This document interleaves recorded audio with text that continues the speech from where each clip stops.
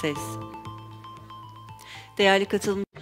Valuable participants, our live broadcast will begin shortly, so I'd like to ask you to please mute or switch off your telephones. Thank you very much.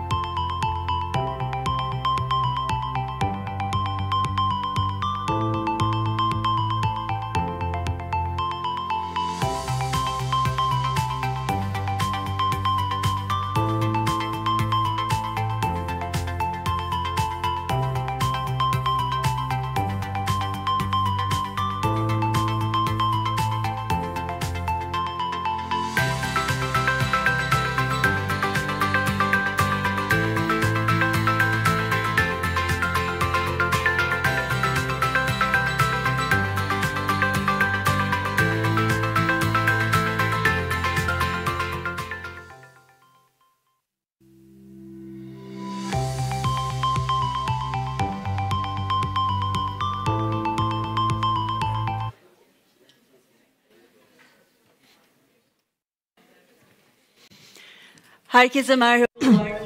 Hello everyone, welcome on this wonderful October day, on this sunny and meaningful day. I am gratified to be here on the stage with you. International Day of the Girl Child Conference is beginning. Welcome, thank you very much. Yes, please give us a hand. We have the social distance, as you know, we have masks for those of you who are here in the room, but we are applauding the entire girl child community globally.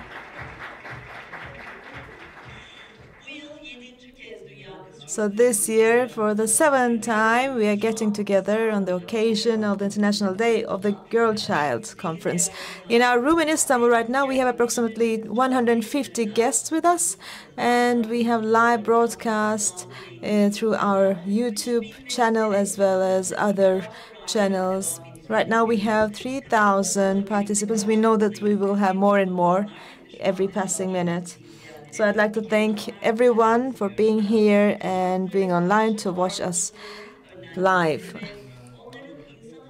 To eliminate discrimination against girls and to enable them to benefit from human rights in the equal fashion as boys, the 11th of October was announced by the UN as the World Girl Child's Day.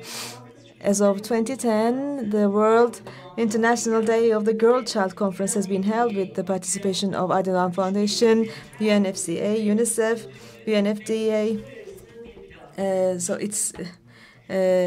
it's been turning into an international platform. And as you well know, through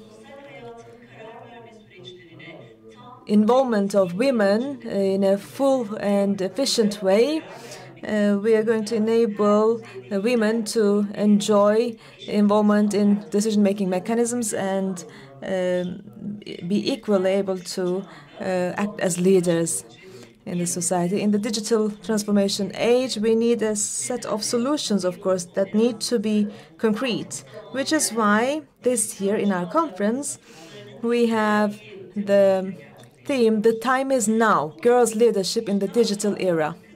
Today, for boys and girls in the digital era, in order to create a more egalitarian world, what we need to be done globally needs to be discussed, and we will talk about the potential, motivation, and skills of girls. From our country and from countries around the globe, we will have very valuable guests, younger people, many known names to be with us to share their feelings and thoughts about these subjects. And we will find inspiration together. Throughout our conference, we will also have the chance to enable you to drop your questions and comments in our chat boxes. Those of you that are with us via social media can use the tags World International Day of the Girl Child and many other tags that you can see right behind me. So I hope that this will be an inspiring day for all of us in these important matters. Welcome. And I'd like to now invite to the floor Vuslat Doğan Sabancı, the Vice President of Aydınlan Foundation, to deliver her inauguration speech.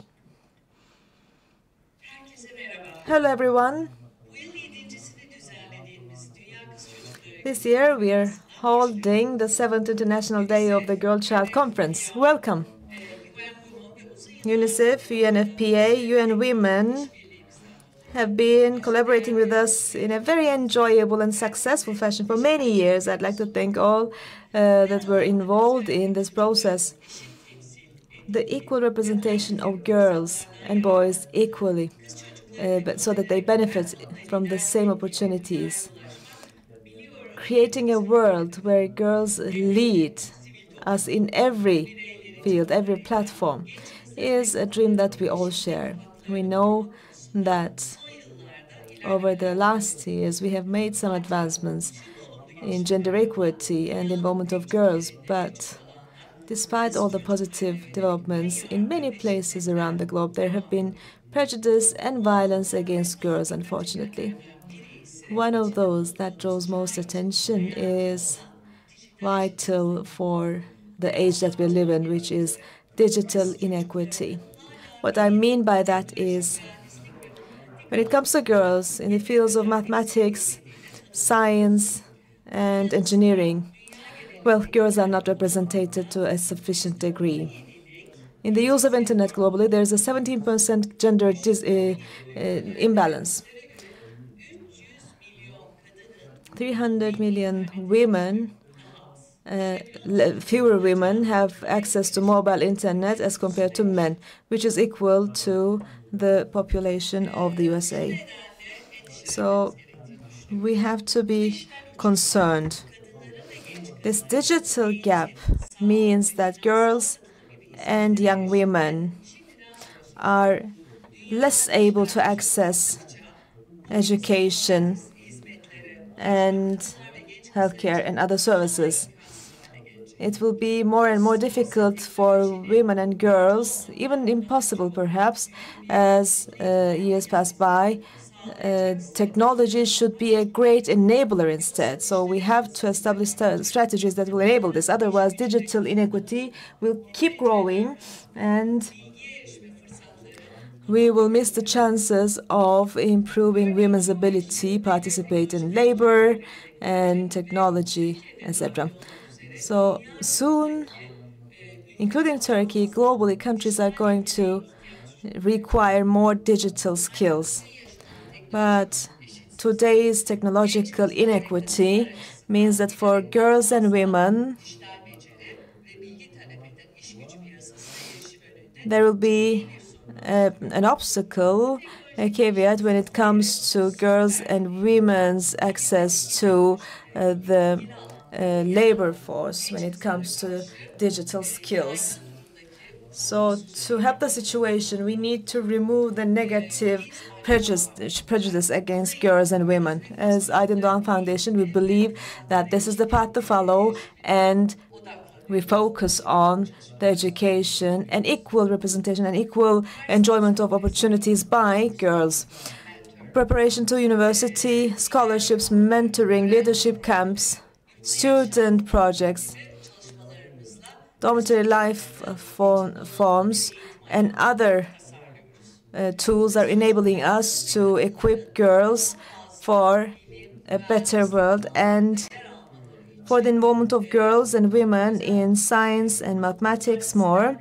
We have special labs and tools and resources we use in schools, and we are encouraging girls to work in this field and study in these fields starting from young ages. Moreover, we have support with computers, and we incentivize science and engineering among girls.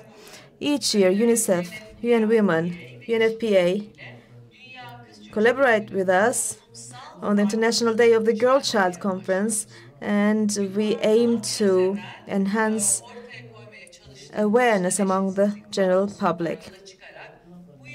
You can see the digital inequity table right at the background. The theme today is "Now is the time." It's time for girls' leadership in the digital era. The time is now.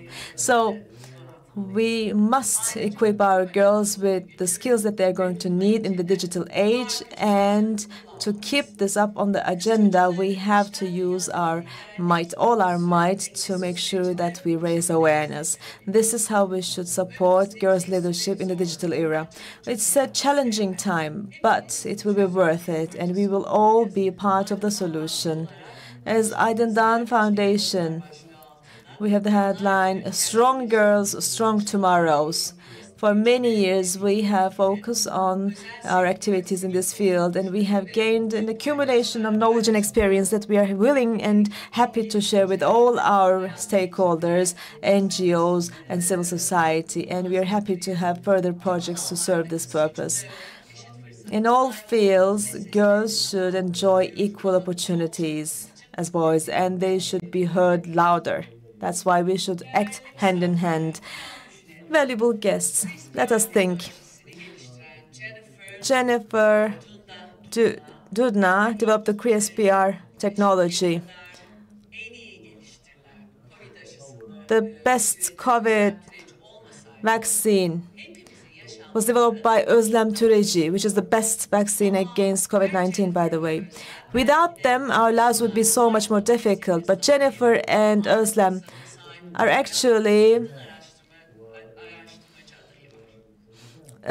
correspond to perhaps 100 other women, other scientists, female scientists, that we are deprived of from the inventions and developments of. Actually, this is one of the most critical turning points for human history. In the coming decade, we are going to do things that will actually decide our destiny on the planet. University of MIT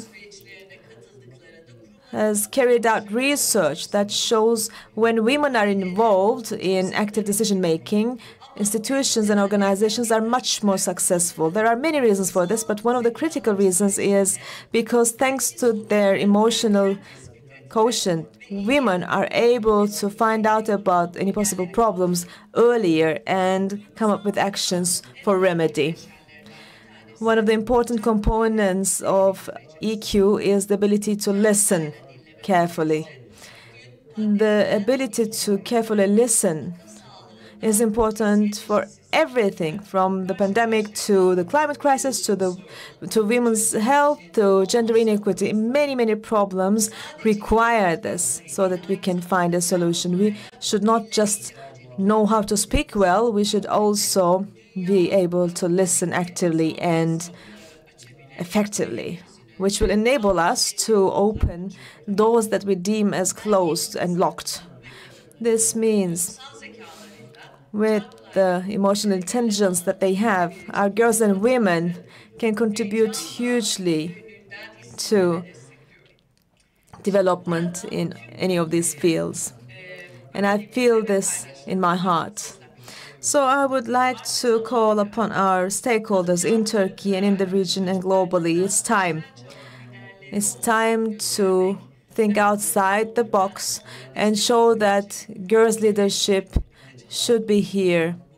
We should work together. Our conference will be enriched by our valuable panelists and speakers that I'm thanking already. And I wish that it will be an enjoyable conference for all of us. Thank you so much.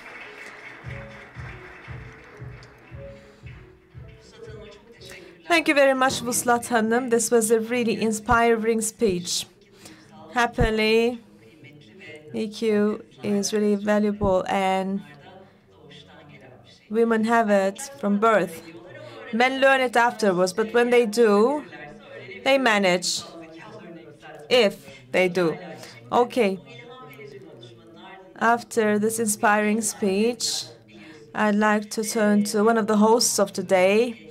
Well, as you know, Aydın Doğan Foundation, one of the hosts, as Vuslat Hanım said earlier, has been working actively for many years in order to enable girls to enjoy the same rights as boys and to act more as leaders.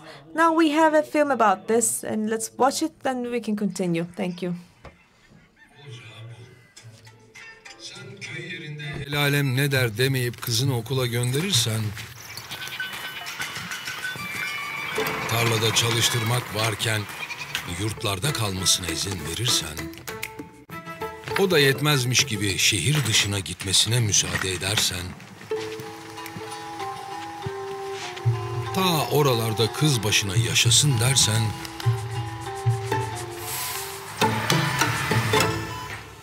olacağı bu. Önlerinde durmazsanız onların olacağı, Türkiye'nin geleceği.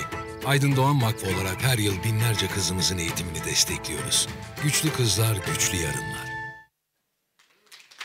Evet. Güçlü kızlar, güçlü kızlar. Strong girls, strong tomorrows. It's so valuable. Now,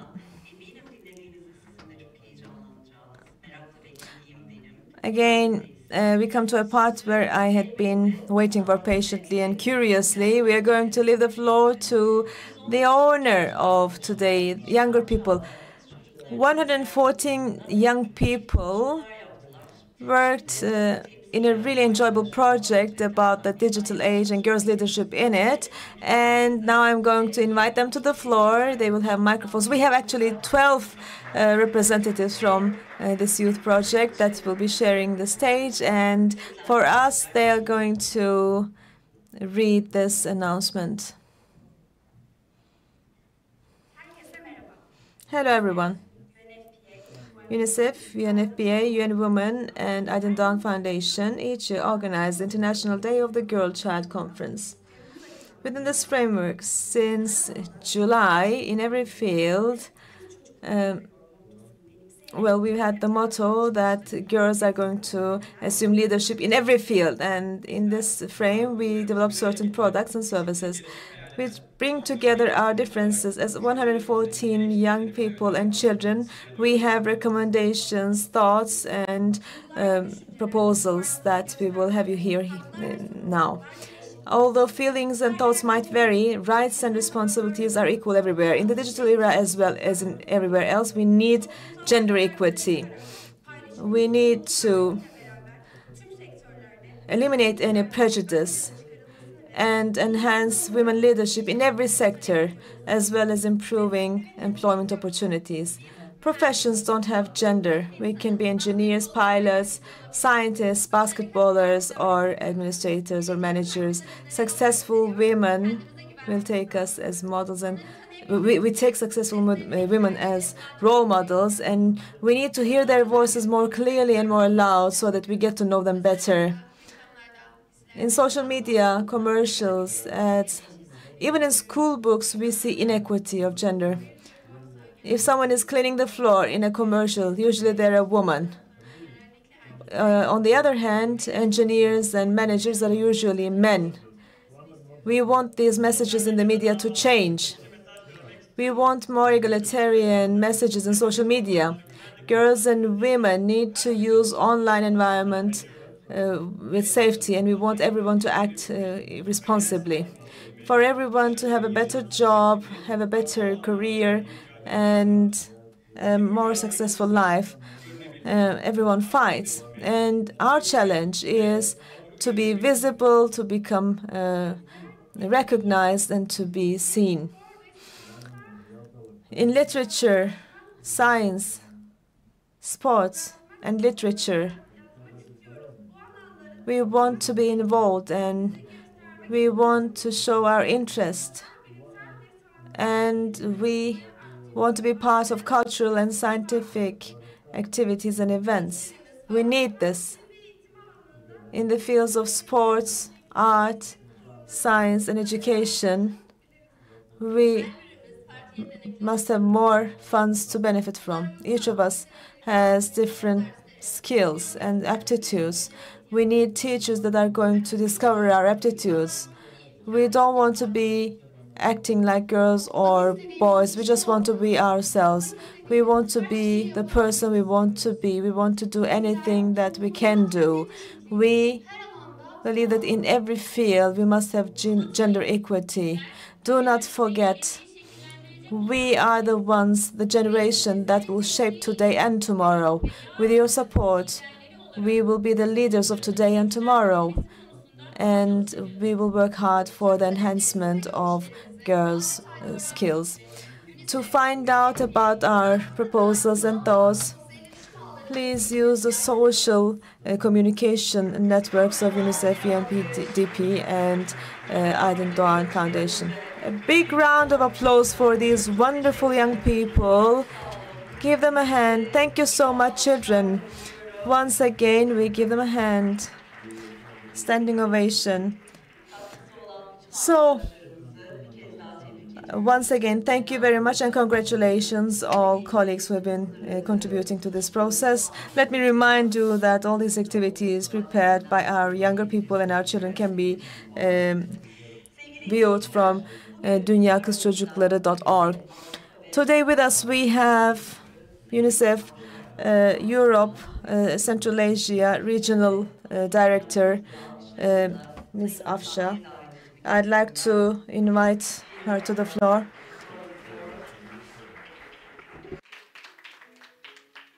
Welcome.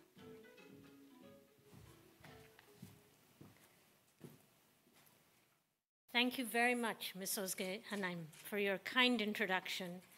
Distinguished guests, Ms. Futla Doğan Sabancı, Vice President of Aydın Doğan Foundation, distinguished representatives and country directors of UNFPA, UN Women in Turkey, UNICEF, dear guests in Istanbul and viewers from around Europe and Central Asia, dear girls and boys with us in this room, and those of you watching on your screens.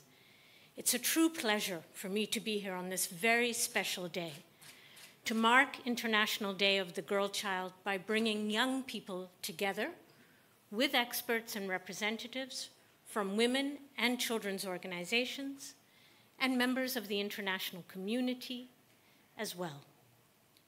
10 years ago, in 2011, the United Nations General Assembly declared 11th of October as the International Day of the Girl Child, to recognize the unique rights girls must have in order to meet unique challenges girls face all around the world, and to provide an opportunity to amplify efforts of investing girls in the present, here and now, and the future.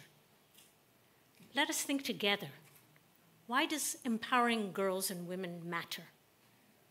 We know that by providing girls and women with tools for self-empowerment and equal participation, we invest not only in individuals, but also in bringing and building stronger communities. The challenge that our world has gone through in the last decades have shown us that girls and women are engines of social development and change. As we have witnessed during the COVID-19 pandemic, during and after armed conflicts, as well as in emergency situations and disasters, women are key actors in overcoming disasters, ensuring peace and stability, and in rebuilding our society. Girls and women take the lead in caring for us as frontline workers in health and as caregivers. They have a proven record as successful innovators, and we heard about that today, peace builders, negotiators, entrepreneurs, farmers, teachers, lawmakers. The list goes on and on. Girls and women are particularly strong in supporting each other and showing solidarity with one another and empowering each other. Investing in women and girls, building their skills, and giving them equal opportunities enhances sustainable development and our common prosperity. The SDGs cannot be met without them. The world has witnessed encouraging progress on girls' and women's empowerment in the past few decades. Compared to previous generations, we see more women in leadership roles, fewer girls in child marriage and early unions, and there has also been notable progress in girls' health, nutrition, and access to education. These gains have to be nurtured and encouraged. Too many girls are still left behind, excluded from realizing their rights and their full potential. In the Europe and Central Asia region alone, at the current rate, it is estimated that it will take 107 years to fully close the gender gap.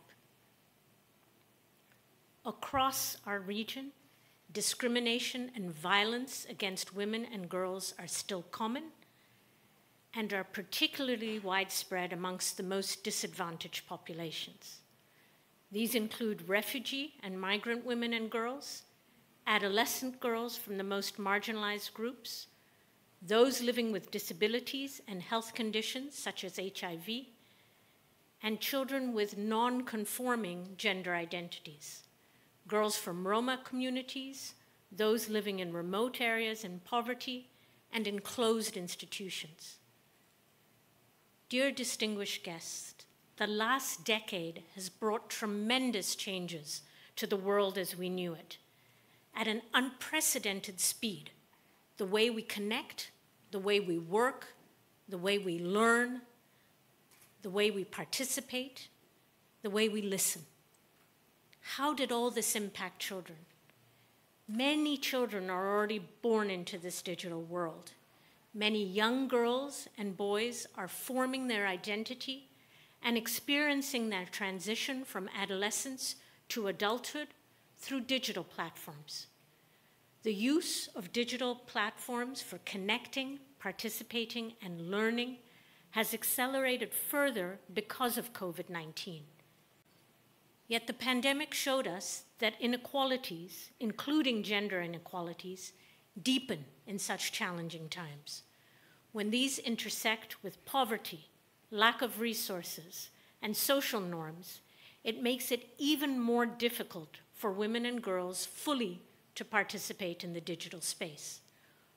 Worldwide, roughly 327 million fewer women than men have a smartphone and can access mobile internet. Let me express this another way. In order to demonstrate how significant this statistic is, women on average are 26% less likely than men to have a smartphone. In Central Asia, women have 30% less access to the internet compared to men. This undermines their chances to obtain skills needed for the labor market. Additionally, the underrepresentation of girls and women in science, in technology, in engineering and math, STEM fields, also continues to be a common challenge across Eastern Europe and Central Asia. Just 1/3 of graduates from STEM programs are female, and at 15 years of age, on average, in OECD countries, only 0.5% of girls wish to become ICT professionals, compared to 5% of boys. So gender barriers to addressing the digital sphere have yet another aspect: discrimination and gender-based violence. Gender stereotypes represented in social media, sexual harassment online, forms of stalking and other cyberbullying are among the risks that girls are exposed to in their daily lives. A recent global analysis by the Economic Intelligence Unit notes that 85% of women globally report witnessing online violence against other women, including within and outside their networks. 38% report personal experiences with online violence, especially affecting younger women. And 45% of Generation Z and millennial girl children are facing online violence. That's a staggering figure. Yet only 1 in 4 women have reported such behaviors to the platform on which they occurred. That is a tragedy. Distinguished audience, at this point, let me pause and ask, are we doing enough to address these issues? Can we do more? Globally, as well as in our region, we observe increasing visible social movements on gender equality. These include a growing public discourse on sexual violence and harassment in the wake of the Me Too movement and protests regarding dignified working environments for women, such as have been felt during the Time's Up movement. At the same time, we're also witnessing a pushback against the progress achieved in gender equality.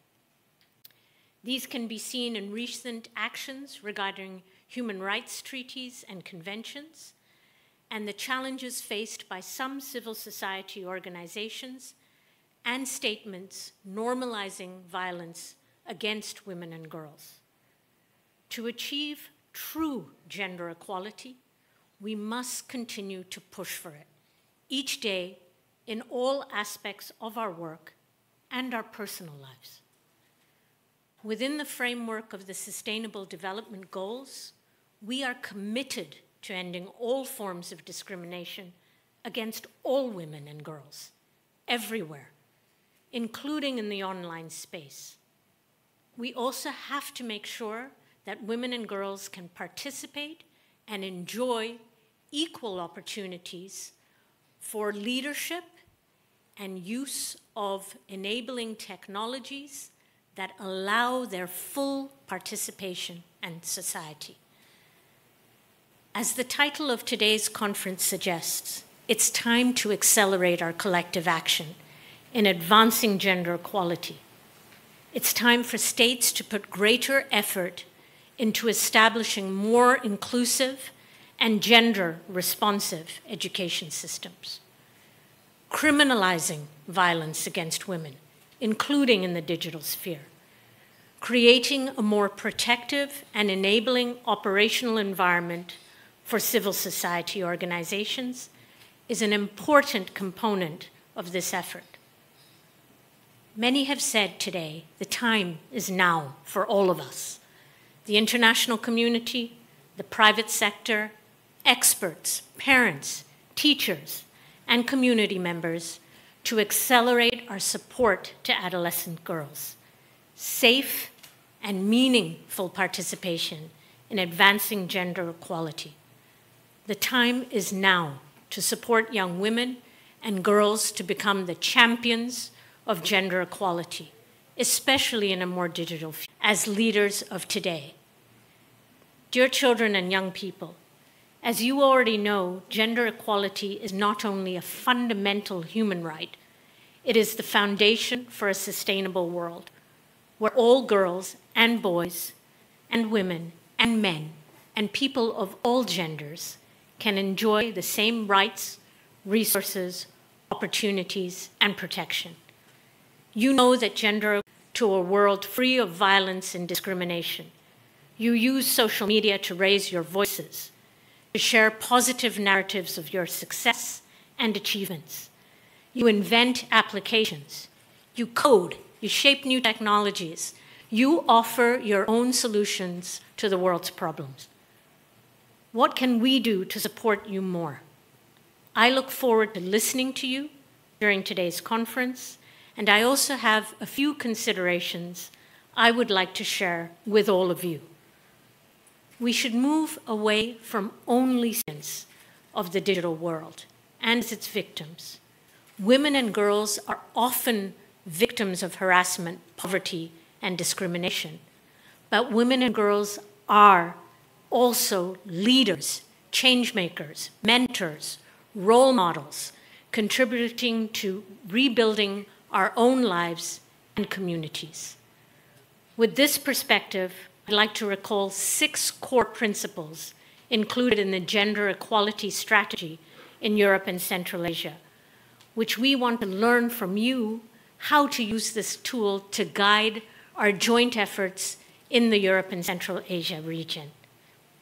First, we must prioritize tackling negative gender norms and build a common understanding of the root causes of gender inequality and discriminatory roles in society. Secondly, we must equip young people, especially girls, with the skills relevant to the 21st century.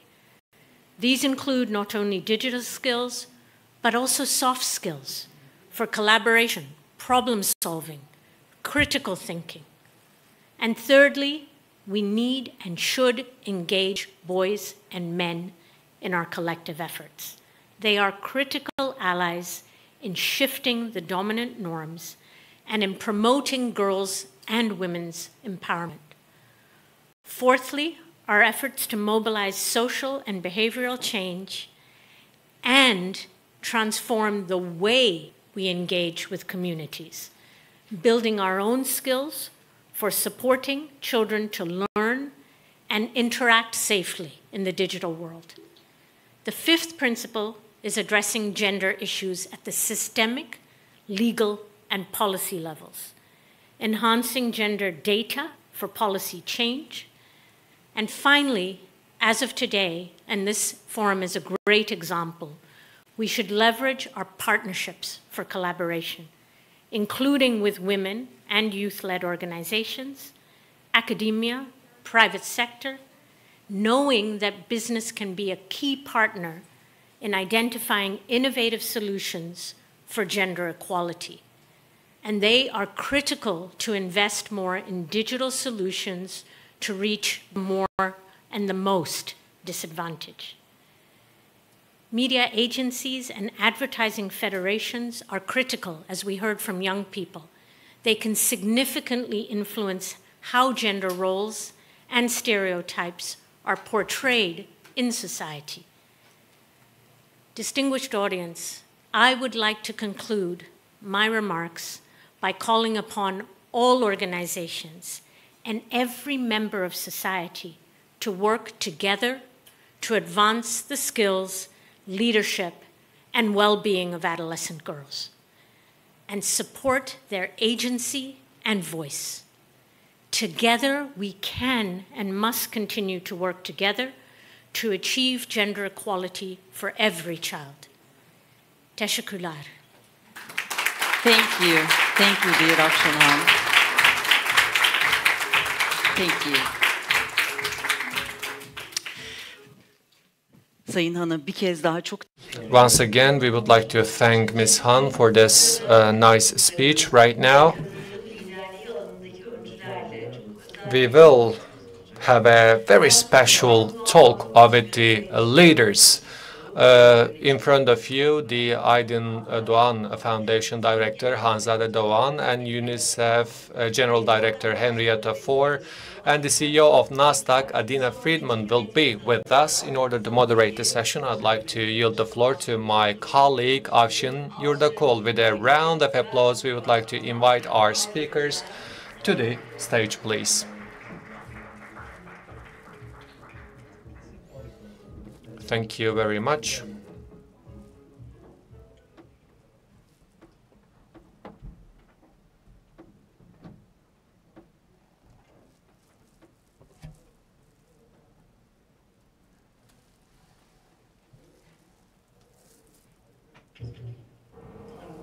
Hi. Okay. Happy International Day of the Girl Child. Hi, everyone. So this is going to be the shortest session of the day, and I'm asked to be very tough with time. Welcome again. It's wonderful to join you today. I'm Avşin Yurdakul. I'll be just facilitating this conversation. We're going to have 3 rock stars. You're going to meet them all right now. I'm just going to make sure it runs smoothly. We have about 15 minutes together. All right. I hope you can all hear me. Hi, Henrietta Fore. Henrietta is UNICEF's Executive Director. Hi, Ms. Hanzade Doğan, hello. I think you can hear me as well. Fantastic. Adina Friedman, thank you, Adina, for joining us, President and CEO of NASDAQ. You're with us too. It's wonderful to join you all today. So we want to make this a conversation, not a heavily moderated discussion. It's great that all the young girls who are joining this conversation today online in this room and around the region are going to hear your experiences. One thing that I need to remind once again that please stick to time. You have about 3 minutes for the first round and then another 2 minutes for the second round. Welcome again. I'd like to start with Henrietta. Please give us a very brief assessment of the gender digital divide around the world, a snapshot. Where do we stand today? All right, for the snapshot. So I think you've just heard a very good presentation by Afshan Khan about the status within the region. It's no better around the world. So one of the initiatives we have at UNICEF is to try to connect every school in the world to the internet and every learner. This will be an enormous boost to girls and women out around the world. It will also help boys and men, but we want to be sure that the girls are there. So around the world, consistent pattern, lower online access and use by girls. Girls are less likely than boys to have used the internet in the last 12 months. Boys are 1.5 times more likely than girls to own a mobile phone. Boys use far more digital platforms and services and a much wider range of activities than girls, and they are much more likely to use them on the internet. Roughly 46% of boys use internet on their phones compared to 27% of girls. So what we need to do is to be sure that there's access, that it isn't the older brother who has the mobile phone, it is the girl, the younger sister, who gets the mobile phone. Digital literacy, being able to use the internet and its technology and to stay safe. This is particularly hard in developing countries where the adults often are not digitally literate, so it's just groundbreaking for the girls to be able to be safe online. Third, online safety. There is so much cyberbullying and cyber stalking that goes on around the world that we really have to be sure that we educate our girls as to what goes on online. And then what to do about it. So one is make sure that we are listening to girls, and what they say they need is what they need. Second, be sure to emphasize digital skills for girls in school, as indeed the wonderful Aydin Doğan Foundation is doing. Third, be sure that we have legal frameworks for safeguarding. Fourth, that we widen the pathways for particularly the vulnerable girls and children who are often left behind. And fifth, have literacy training for fathers and mothers and caregivers so that they all understand what's at stake for girls.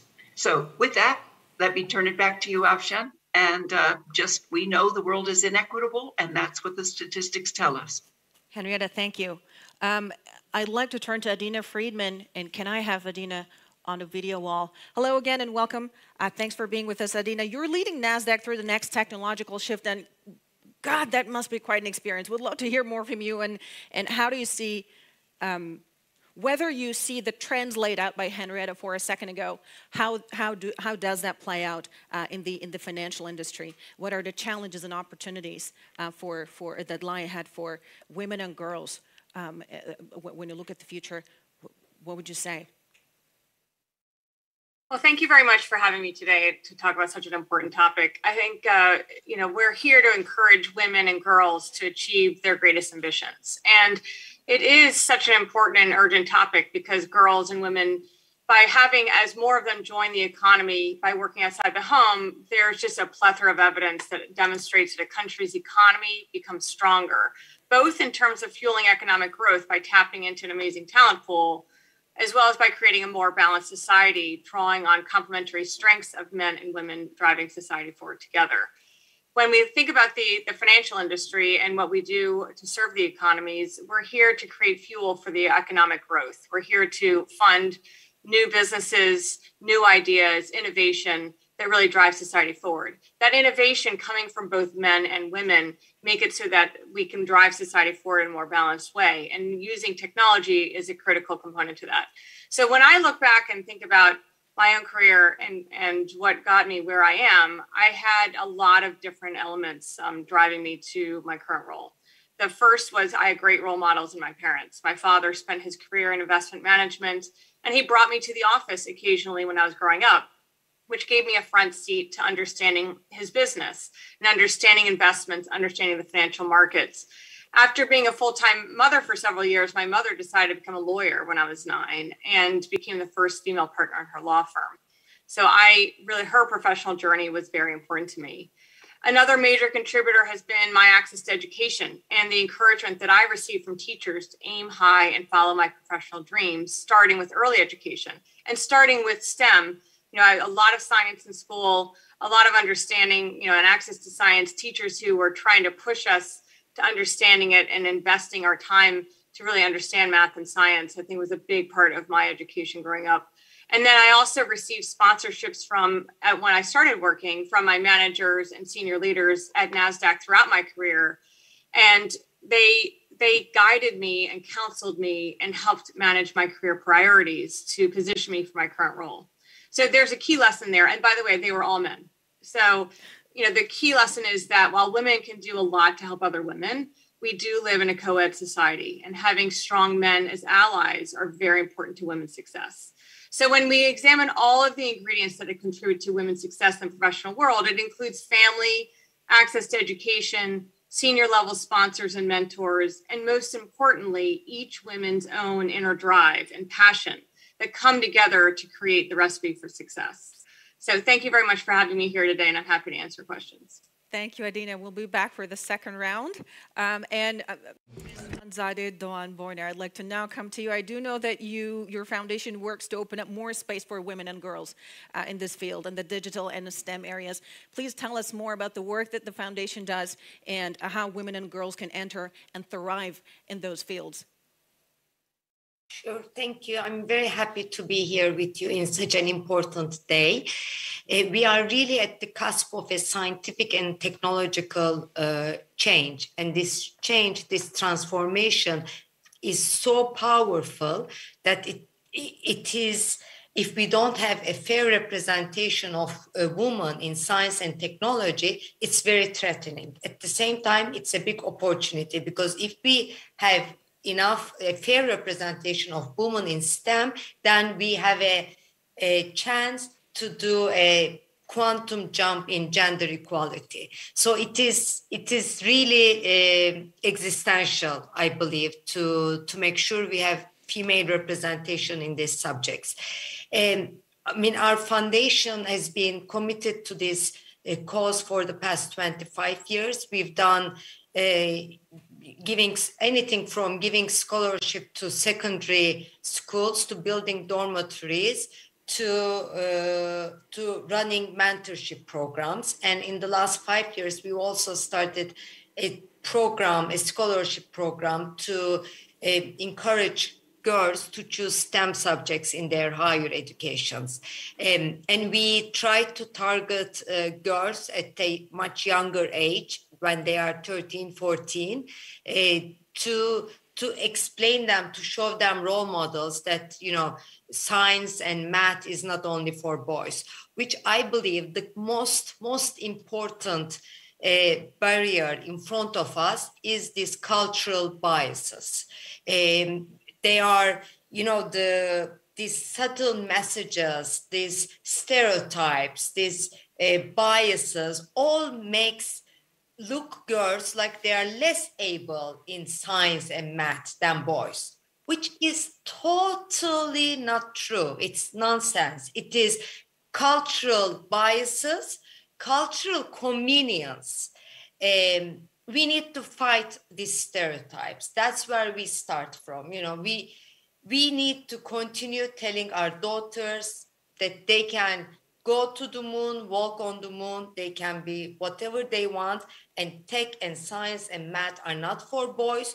Because if we don't break these barriers, I am very worried that the work we have done in gender equality is just not going to reach anywhere. We are at an inflection point. So we will keep telling our daughters and girls that, look, we have Adena Friedman running a tech company, not only the leading exchange for tech companies. Nasdaq is a tech company itself. We have Özlem Türenci, who almost saved humanity by helping finding the COVID vaccination. So we're not going to be pessimists, and we're not going to just sit still. We will fight these cultural biases. Thank you. Thank you very much. And quantum leap in gender equality sounds just fascinating.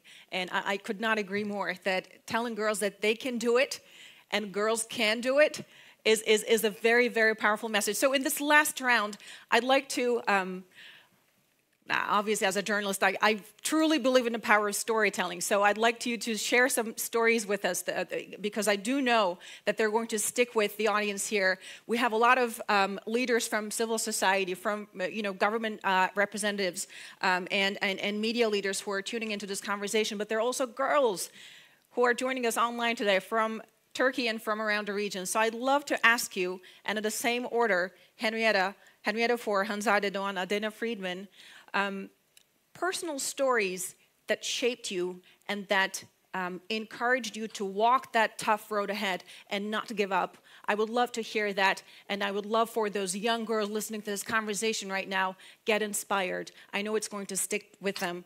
Henrietta Fore, please go ahead. You have 2 minutes. I know I asked a tough question, but 2 minutes should be at least enough to keep us more excited to hear more. Please but thank you. All right. So, so when I was growing up, we were just two girls. And as a result, it never dawned on me that there was another life in which I was lesser. So I then went to girls' schools and a women's college at Wellesley, and I assumed I was equal. That is very helpful. So back to what Hanze mentioned about having confidence, have that confidence.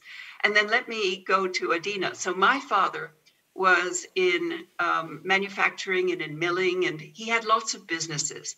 And so I spent some time listening to him. I should have spent more time asking him how he ran the businesses so that I would learn about business. But later, maybe 10 years later in life, when I was old enough, my father asked me to run one of his companies. It was a manufacturing company in the steel business. I didn't know anything about steel. I'd studied history and music and art and economics, and I loved science, but I learned about the steel industry. When I was little, I dreamed that I could be something important like an astronaut. I loved math and science and physics, but I didn't know what I could do with it. I thought I just could be a teacher. I found that when I got into business, that I could do anything using business. So I'm a creative type, and I started a lot of businesses, very entrepreneurial. I bought businesses, I sold businesses, and I found it fun. You will find something that will be fun. So if you have a parent that's in business, ask them to teach you about it. If you have some brothers and sisters, see if they want to start a business with you. You never know how much fun you can have with all of this, and grab your friends. And then later, I decided I needed to do some public service, that I wanted to serve my country. I wanted to help in humanitarian and development spheres.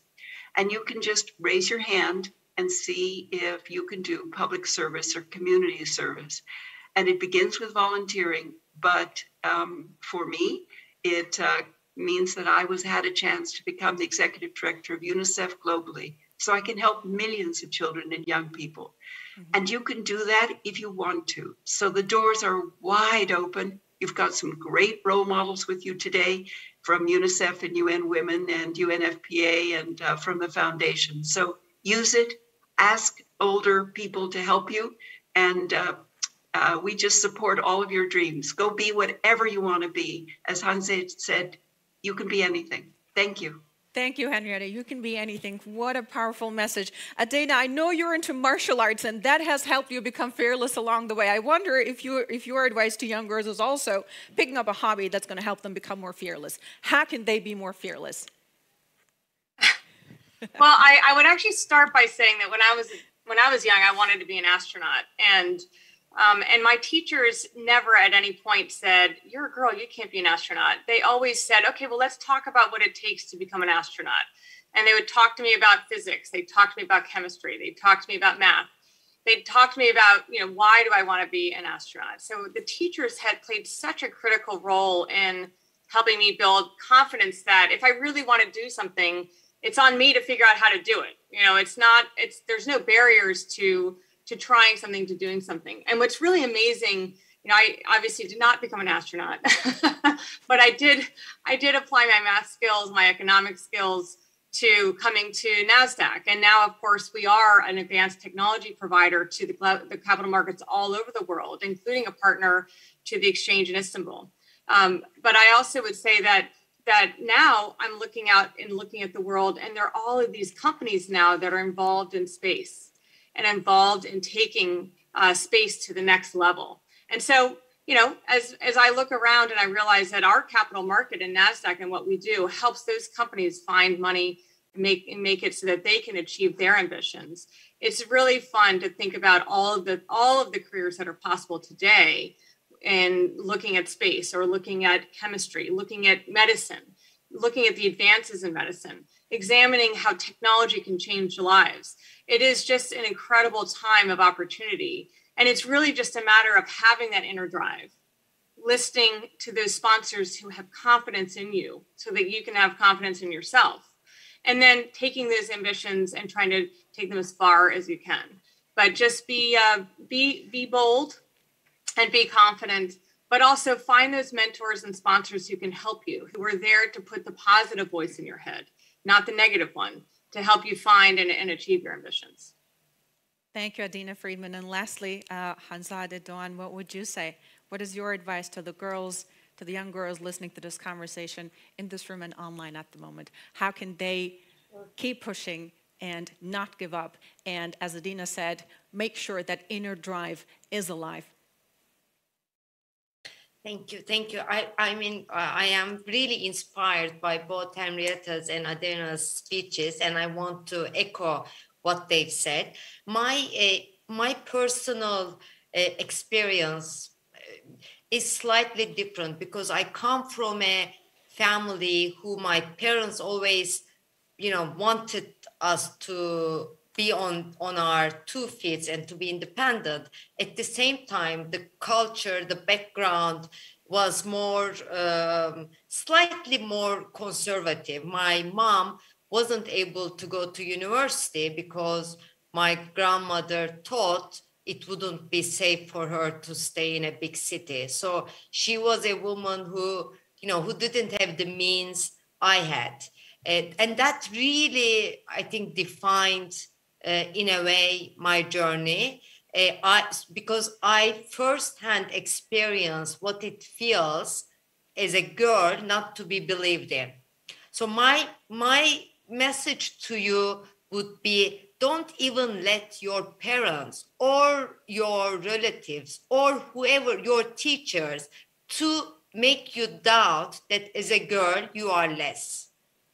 You have to somehow, even if you feel that other people are making you feel that, you need to find your inner drive or inherent worth, as Adina said, that you're not less and you deserve the best and you can do it. You have role models and you're not alone. Ask for help. There are, a lot of platforms, institutions who sincerely, genuinely want to help girls. Don't be shy of asking help and don't let anyone let you doubt yourself.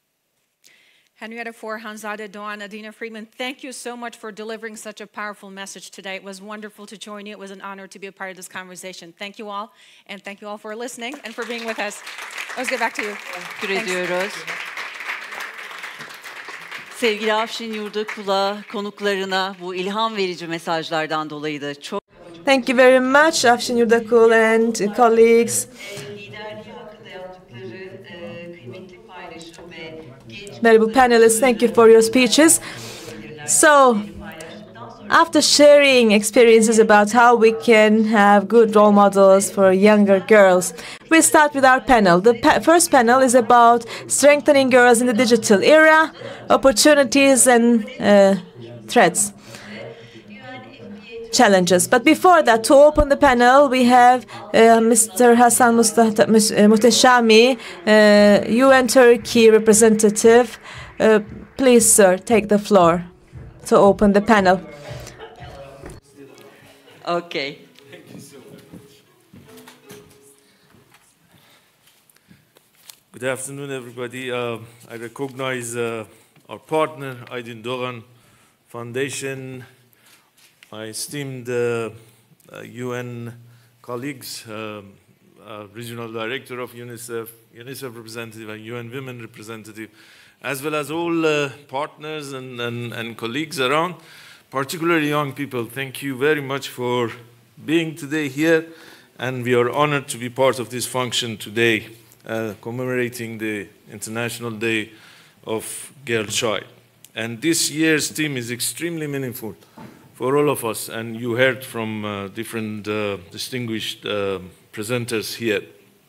Today, our life is integrated into digital life. Imagine that one day we don't have access to internet. It's impossible to pass through that day. And the use of social media particularly is now an indispensable element of daily life, particularly among youth. And the numbers are striking, even in particularly in Turkey. You might have heard 4 out of 5 people in Turkey use internet on a daily basis. So it's quite entrenched in our daily life here. Digitization and, of course, online environment have become more widespread during pandemic, the last 1.5 years, and brought us a new style of life and work, and we experienced it on a daily basis. So it's bringing us more opportunities, and at the same time, of course, some risks and concerns. We did a study at UNFPA here. It was interesting to note that one out of the 5 people in Turkey has noticed that they have subject to digital violence during the survey period. And it was more striking among the younger group, 15 to 17. The case was 1 in 3. We know girls are an important element of this online interaction. And they are active members in the digital world. The psychological impact of the girls' experience in particularly during their development age, is now affiliated with the online environment, will be lasting. It will accompany them throughout their life. For this reason, it is critical that adolescent girls learn about their rights in the digital world and be aware about their leadership and voice in this environment and claim their space, particularly regarding their bodily autonomy. As UN Sexual and Reproductive Health Agency, we focus on this aspect of digital world particularly. In our global report, State of World Population Report in 2021, we have indicated that nearly half of all women and girls are denied their bodily autonomy around the world. This is an inconceivable result and will affect negatively sexual and reproductive health and rights of women and girls around the world. We believe a girl who is aware about her own abilities and empowered with full understanding of her rights, particularly the right to say no, will not only be leader of her own life, but also contribute to building a gender equal world in future. Our executive director put it in her statement nicely for this occasion, global statement, that we must not tolerate a digital world that reinforces inequality. Instead, let's apply these technologies to help girls achieve their rights and secure their bodily autonomy. At UNFPA, we will continue to promote and advocate for sexual and reproductive health and rights of women and girls. We are not apologetic for that, and we, particularly in digital age, we believe the centrality of sexual and reproductive health and rights of girls in overall gender equality agenda. Çok teşekkürler. Thank you so very much. Thank you very much, Mr. Muhteşami.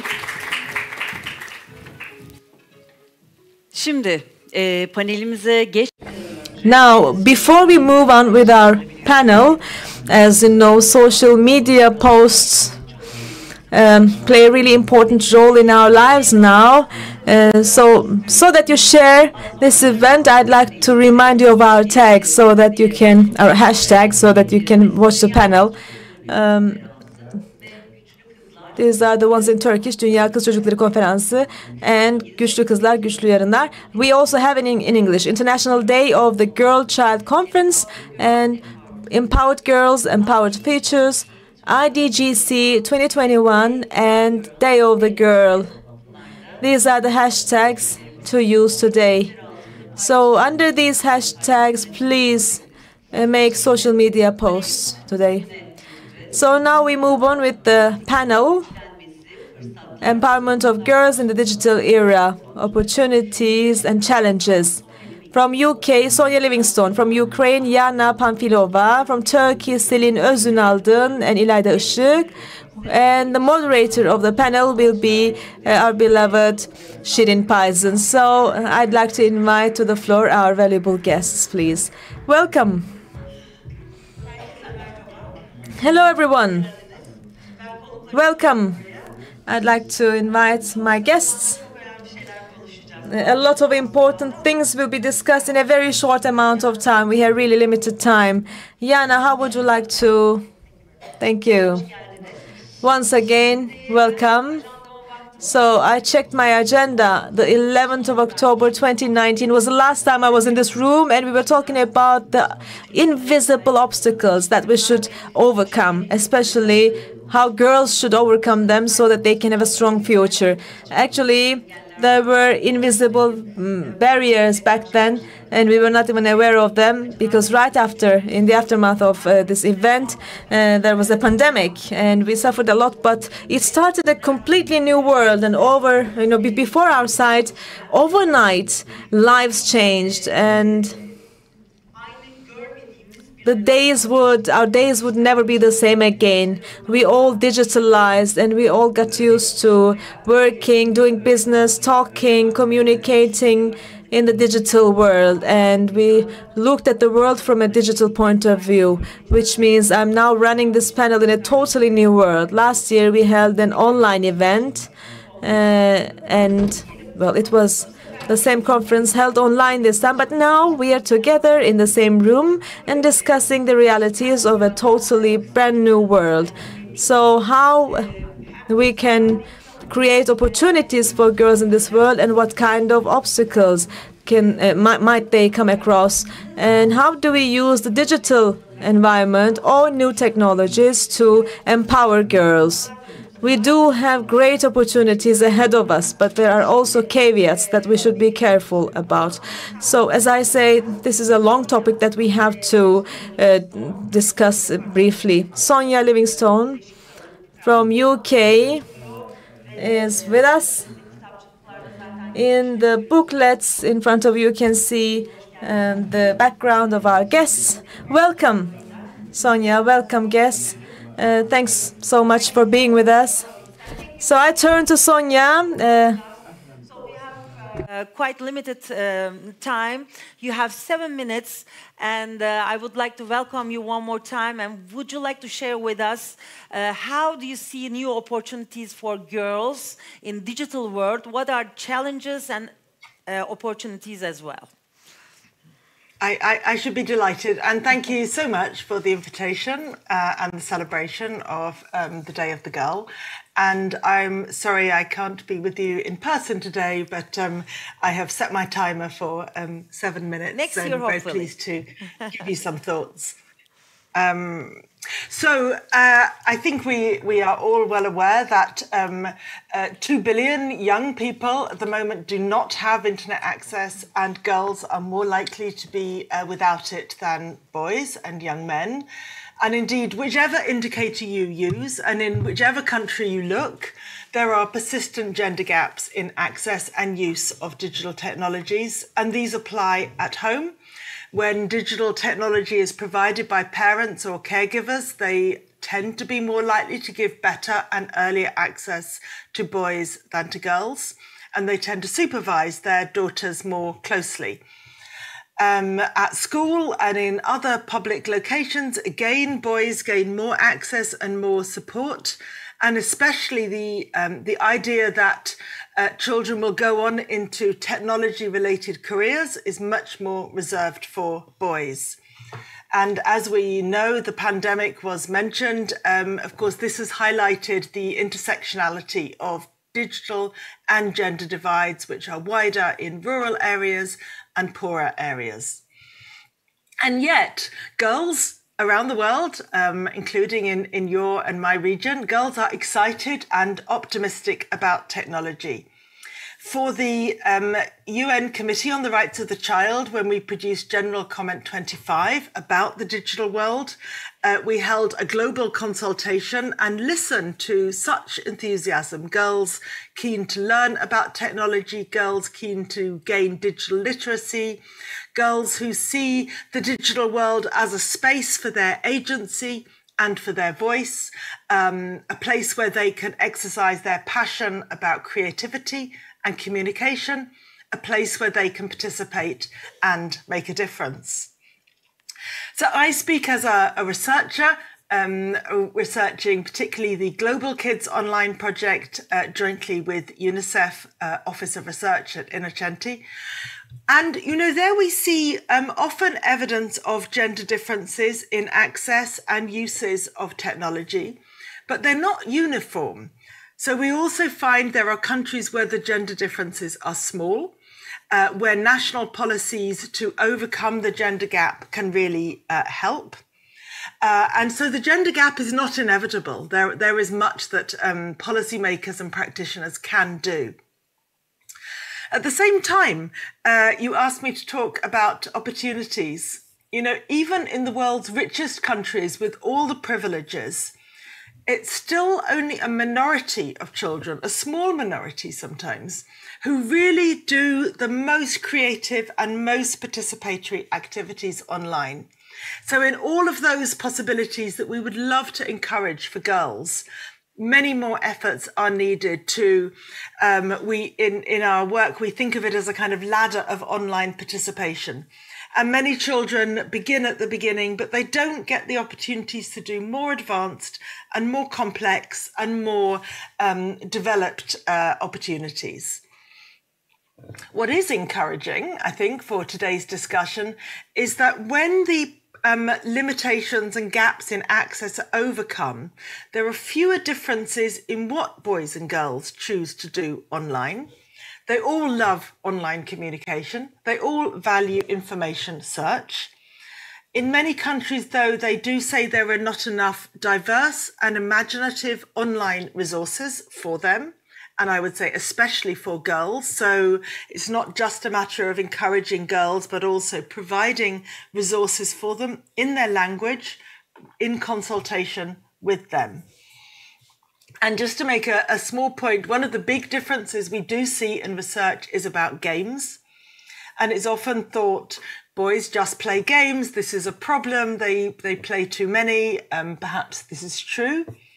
But in Global Kids Online, we argue that often gaming is where young people gain their first confidence and their sense that this is a community in which they have a voice, they can engage. So if girls are less often playing games, perhaps they are not gaining that confidence and those skills really to participate in a digital world. And that brings me to a point I wanted briefly to make about skills. I think we often think of digital skills in very functional terms. And what I see in research is that if we just think about the functionality of digital skills, this can lead to some benefits, but not as many as expected. And it can lead to some risks, because a child who knows how to use the technology but doesn't really understand the digital world can get into danger. So what is crucial is a multidimensional approach to digital skills, and a multidimensional approach that addresses the existing gender differences in information seeking and in critical evaluation skills, which we see in our research, and perhaps an approach to digital skills, and I know this is the next session in your conference, which really encourages girls to imagine they can learn all the skills, they can go all the way, they can become the next generation of STEM, working in STEM, working in the technology world where they can change their mind and where they can make a difference. And again, in teaching information skills, I think we need to consult girls about what specifically they want advice on, what the information they want to find. Often they want to find information about puberty, about sexuality, sexual health, mental health. These resources need to be provided so that when they go looking, when they develop their skills, the opportunities are really built for them. And my last word is to say a survey by Plan International across many countries recently showed over half of girls have been harassed or abused online. So we really need to take very seriously the way in which the risks go with the opportunities. The digital skills can stand in the centre to provide children, especially girls, with that resilience and the ability to cope. It's very important that adults understand how young people see those risks and don't take a judgmental or a restrictive or punitive approach to dealing with those risks, but that they genuinely try to find ways to empower and support girls through their digital journey, rather than protect them so much that they cannot gain the resilience and the confidence to explore and find their own way. And again, consulting girls, I'm sure that will be said many times today, but consulting girls about what they think the digital world could be, what opportunities they want, and the support they want to get there is really the most crucial message of today. Thank you. Thank you very much, Sonia. Thank you for very brief but excellent remarks about our subject today, this afternoon. So, şimdi konuklarıma döneyim. Sonya da. Let's go back to our guests. I believe Sonia will stay with us. We will hear from we heard from the perspective of an academic, but we have the activists. Let's hear from them. We have wonderful 3 guests with us. We have 3 panelists, or they are the ones with whom we will walk together. Yana Panfilova from Ukraine. For joining us, as I said before. Selin Özünalpım, doğru mu? Selin Özünaldım from Turkey.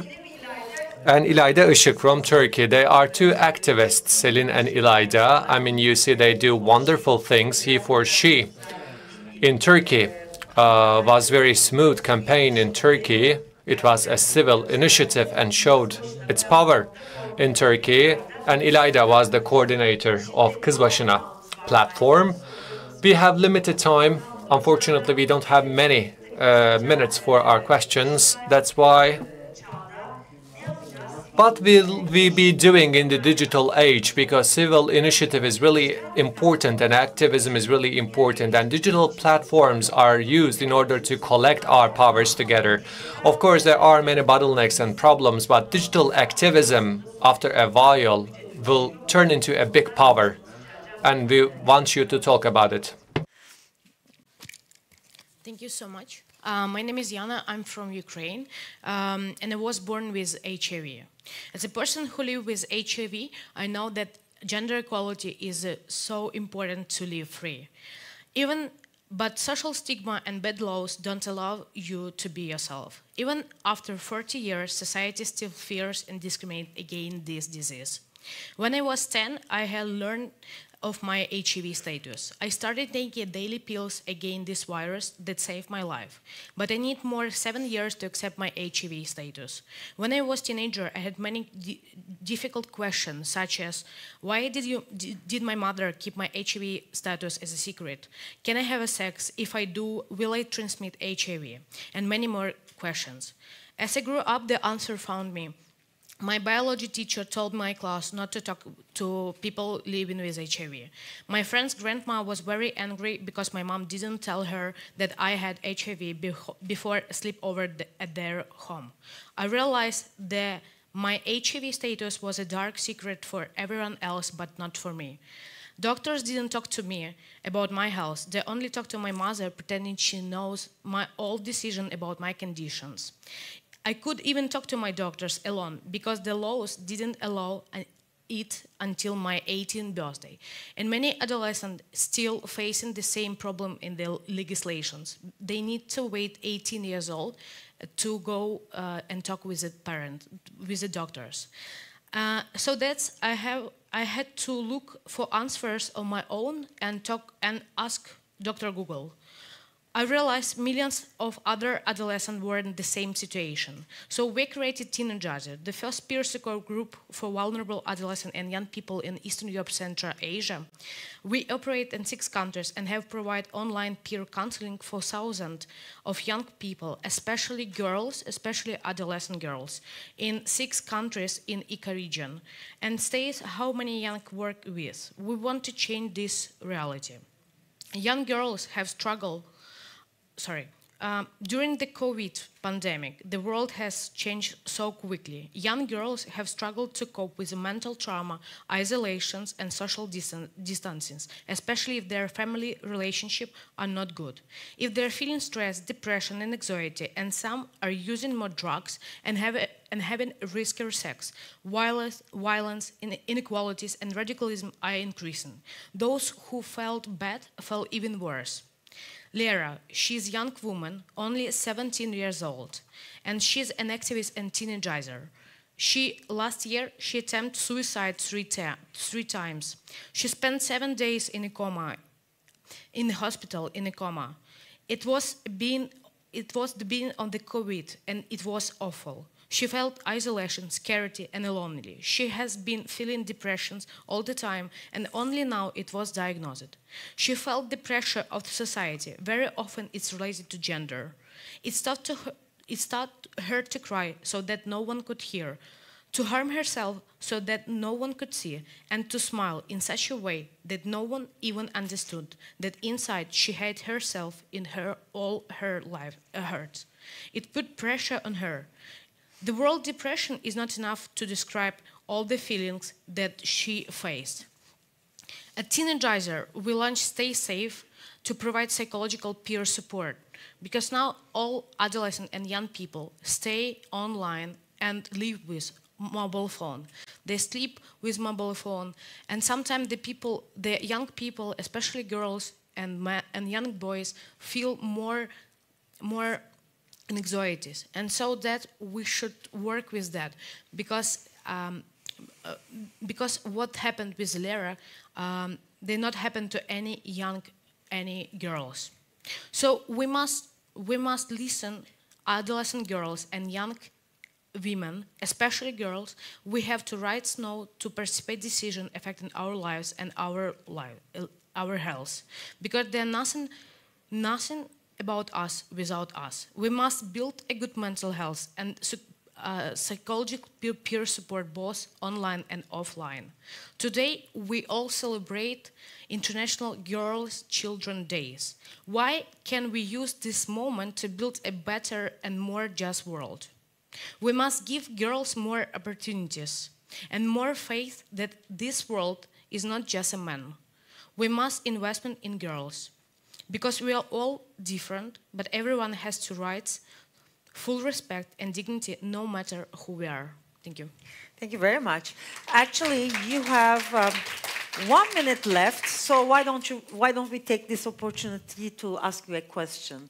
Just very briefly, can you give us a brief answer about how you get organized digitally for your supports, I mean psychological supports, or to get people together, and what's your experience about that? So now we only work in online sphere, and we have more than 120 young peers who supporting each other. We educate them, and this is like students of psychological courses. That's why their motivation is higher, and that's why they're volunteering in our organization. So it's easy to work online because it's easy to chat in, because the young people, especially generation they Z, feel much it's much easier and feel more comfortable when they are texting, right? Because our communication skills are changed. Because now it's harder to talk in the person. Yes. It's easy to chat in something and chatting to describe something. Sometimes the young girls or men, adolescent, they like living with parents in the one room, not like the big house. And so that they can tell something in the loud, they easy to judge in, because their parents, they know what happened in their children's. Exactly. So yeah, that's a very good point, actually. So we have to change our mindsets and also, I mean, feel and understand more about young generation's expectations in every field, actually. And mostly now we see that a lot of because young girls, it's facing like a lot of discrimination. For example, they feeling about like struggle and feeling isolations, feeling depressed. And we have got 1,200 like counselors per month, and we see that sometimes they don't know what they feel like feeling, because in our schools we don't talk about the emotionals. We don't talk about like how we figure out for all what you feel. And our society, like our region, we post-Soviet Union, and so it's hard to something to say about emotions. Because last 30 years, the people stay at home and don't talk. And that's why we see that a lot of radicalism, we see that because the people easy to beat someone than just describe something in the words. Very interesting, Yana. Thank you very much. And congratulations, of course, for your efforts. Şimdi Selin. Right now, Selin, as I told briefly, she is the youngest activist of the He for She Turkey. Without further ado, I'd like to yield the floor to you. We have a digital audience and a physical audience. Could you please briefly tell us what you do? Of course, thank you very much. Well, as many of the previous speakers have also mentioned today, technology, social media, and internet will continue to be in our lives, and we, increased using them. It is an indispensable part of our lives due to the pandemic. We have used them in our education. We have used that in order to share our pictures and our memories and in order to communicate with our peers and friends. But during this pandemic, we have seen that coding, robotic technology is actually lacking in the girls. And in order to orient them to those fields and make them leaders, rather than doing this, unfortunately, we come up with such a huge problem, which is the cyber violence and cyber bullying. Especially after the pandemic, the sexual harassment in online platforms towards girls increased remarkably. And according to the statistics and data coming from a variety of researchers, those cases increase remarkably, but unfortunately the precautions are not taken as they are being articulated, and those precautions are not taken as swiftly as we desire. And unfortunately, although many agreements are undersigned, they do not come to fruition and become a reality of our lives. That's why I do believe the private sector, the private companies, have a huge responsibility. If you take a closer look to the last 10 years, we will see that all those movies can be presented in such a manner that the social justice is being presented and promoted, so that many people can be informed about those problems. We have witnessed it many times. Regarding to cyber violence and any sort of violence, we should educate our girls, because their minds are full with taboos and they have many question marks in their heads. So we should raise awareness about those problems. We should teach our girls how to defend themselves. As they will connect their powers, they will focus on this problem, because in order to raise awareness in our community, the private companies will be key and the driving force. In addition to all of those, the social media platforms and social media companies have a very critical role. Against those attacks, they should take much more concrete precautions because it is high time right now. And we see and witness that some social media companies have already taken many steps, but they are not enough. We should be much more braver as we take those precautions, and we should walk together in this struggle. And at this very moment, we also are in need of this legislative support coming from the states and the governments. The legal bodies should act together with the private companies, and the women should support with feminist movements to those precautions so that a sustainable and permanent and meaningful change will take place. Although I speak about the bad side of the social media, I am a representative of the Z generation. And as it is the case, there are good and bad sides of the technology. And we should focus on the good side of the technology and learn how we can make use of this good side of the technology and integrate it with our aims. And we should focus how we can use the social media platforms as a tool reaching out to our targets.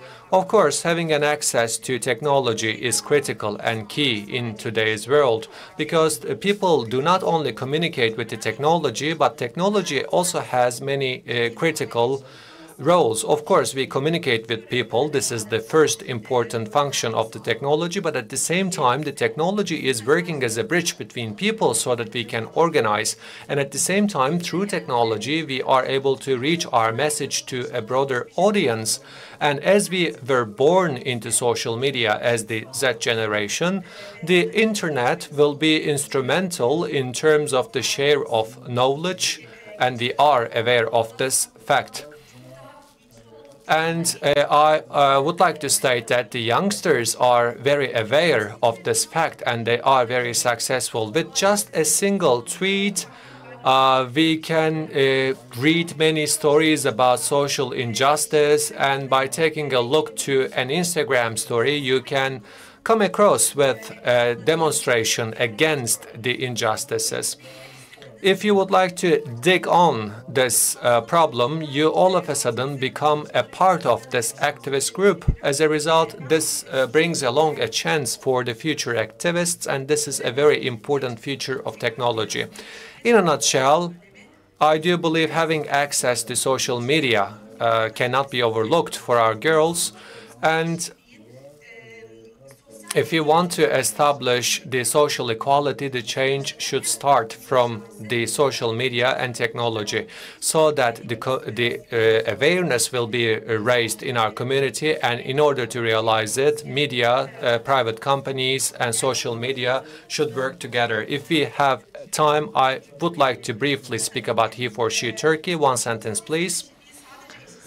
Well, gender equality is not a problem that only the victims can solve. That's why He4She comes into play, because after all, we are living in a patriarchal society. If the men show solidarity with us, then this problem will become a universal, and the men should be ready to cooperate with us. Because the gender equality, if it is a problem concerning all of the people in the world, then we are in need of steps to be taken by everyone, and we should walk together in this journey. And that's why we would like to make a call to every man to be a part of this movement. Thank you very much.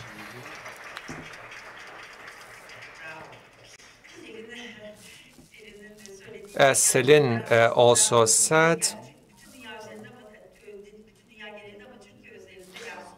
on Turkey specifically, we have seen many violence cases against women and sexual abuses towards children, unfortunately, and we actually struggled against those cases, and this was thanks to the social media, and that's why this is the case. Nothing is hidden anymore, and this is thanks to the social media. But of course, there are many downsides of it. İlayda, she will be a lawyer, but at the same time she is an activist. She has just graduated from the law faculty. She's a woman lawyer, as we need. And she is also the founder of the Kız Başına platform in Turkey. So what are the downsides, what are the advantages, and how should we look forward? Thank you very much. Let me briefly speak about Kız Başına platform. This platform aims at preventing any sort of abuse, hate discourse, and the gender inequality. This term called Kız Başına in Turkish, which can be translated as girls on their own, is actually coming from this common discourse which is articulated in Turkey. You cannot go outside on their own as a girl, or you cannot do this on your own as a girl. So we are standing against this understanding, and we say that as girls we can accomplish many things on our own. So it is really meaningful for me to deliver this speech here, because organizing ourselves as girls are based on the digital infrastructure. Instagram and any other social media platforms make us much more visible. That's what we aim, at least. There is one thing that I would like to underline right here, which is also mentioned by Selin as well. The advantages of the digital platform is a specific field which we cannot overlook. But on the basis of cyber violence, there are many bottlenecks that the girls are facing with, and we should, fight against them if we are speaking about a real emancipation and empowerment. Well, there is a totally different side of this issue which I would like to touch upon. After all, we are going through a digital transformation, and as everything moves into digital, unfortunately, the hate discourse is taking place in a digital platform, and there is one thing that we should really be careful about here.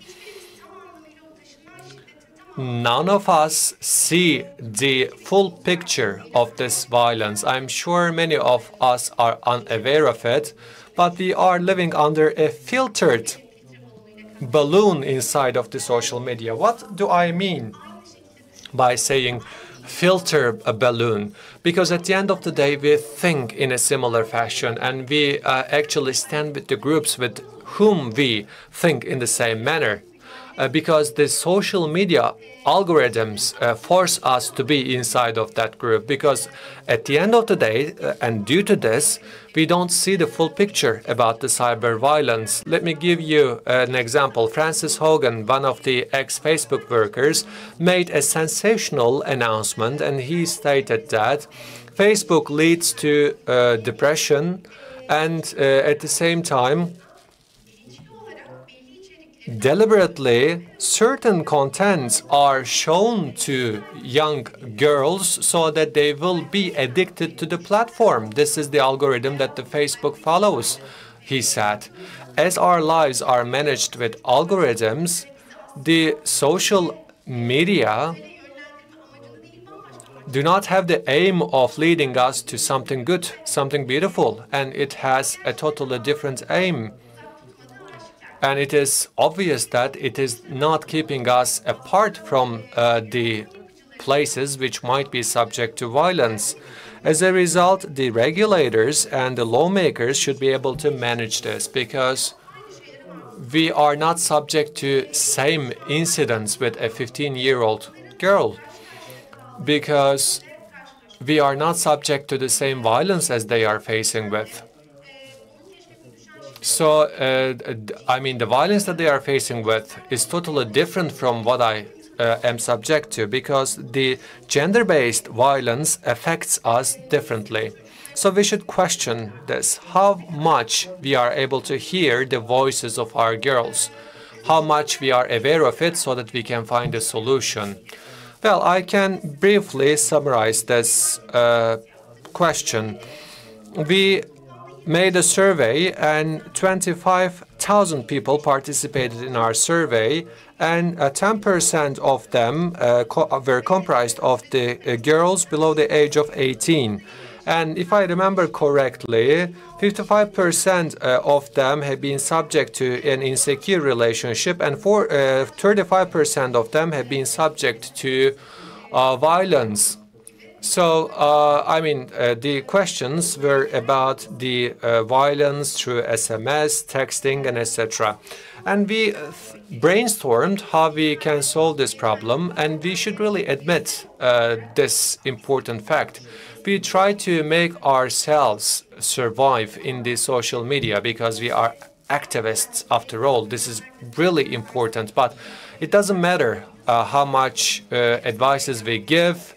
With 200 words, you cannot become an activist. That's why we are in need of a full-fledged communication strategy in which the NGOs and also the state bodies should participate, because we should never forget that digital transformation is just a brand new platform. But what we are fighting for is the same. That's why we are in need of very comprehensive policies, and we should be active in all those fields.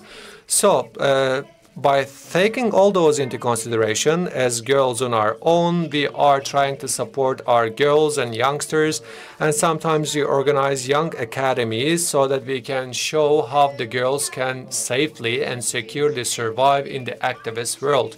And we also think that this is not enough. Under the auspices of the Ankara Metropolitan Municipality, we connect all those NGOs together, and we are leading a project for solidarity, because under the scope of the same project, we are also carrying out the media communication strategies, because this new type of activism can be managed as long as we are existed in the digital media. If I have to sum it up, if we solve all those aforesaid problems, and if we reach to this level of awareness, then a secure, safe, and independent digital media will be created for our girls.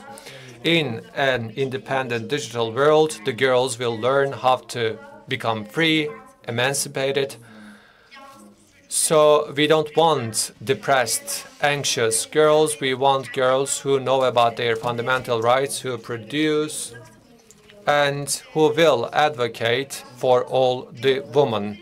So we have huge responsibilities on that regard, but I'm certain that we will do whatever it takes. Thank you. Very impressive indeed. If we had time, we would have so interesting questions come out of this discussion. But Yana, Selin, İlayda, thank you so much. All three of you have conveyed messages and shared facts that take us to the following conclusion, that lawmakers, managers, administrators, well, private companies too, they all matter, but what will control all of it is the civil society. So we need to raise awareness there. Thank you so much. What you're playing as a role is so key in all different fields. Cordial thanks. We hope that we will speak about your projects in the future too, and we will hear your names again and again. And Sonia, thank you so much once again for being with us. Cordial thanks, Sonia. Enjoy your evening.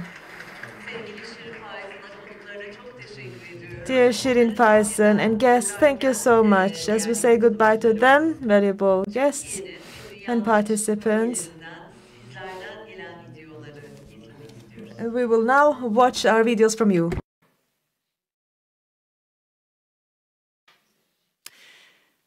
Evet, YouTube platformumuzda çocuklarının bu videoları siber zorbalığa maruz izleyiciler kalmadığı, izlerken şimdi eşit haklara kahve ve fırsatlara sahip olduğu dijital bir dünya yaratmak için 11 Ekim'de Dünya Kız Çocukları Konferansı'nda buluşalım.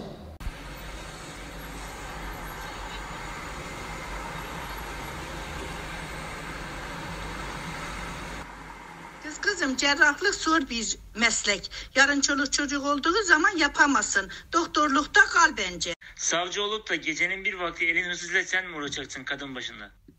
Kadın kısmı her şeye karışmaz.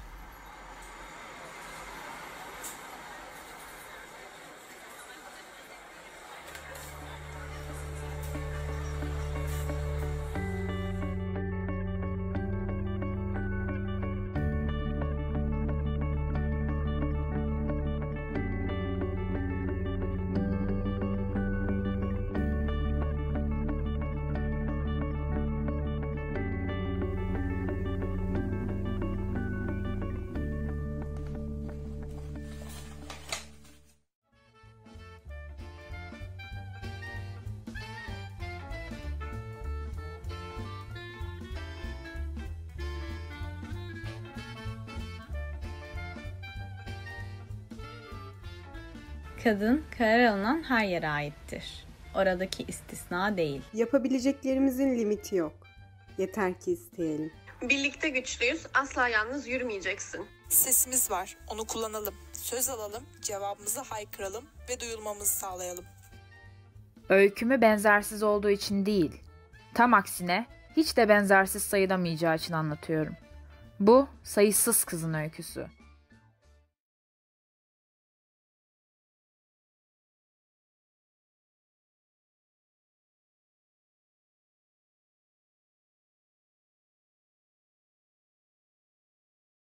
Merhaba, ben Şahıs. Onlar Çocuk Gelindiği şarkısının yazarı. Dijital teknolojiler gelişirken siber saldırılar ve cinsel taciz vakaları artmakta. 11 Ekim Dünya Kız Çocukları Günü'nde gelin bize katılın. Kız çocukları ve kadınların yaşadığı dijital ortamlardaki saldırılara karşı birlikte çözüm bulalım.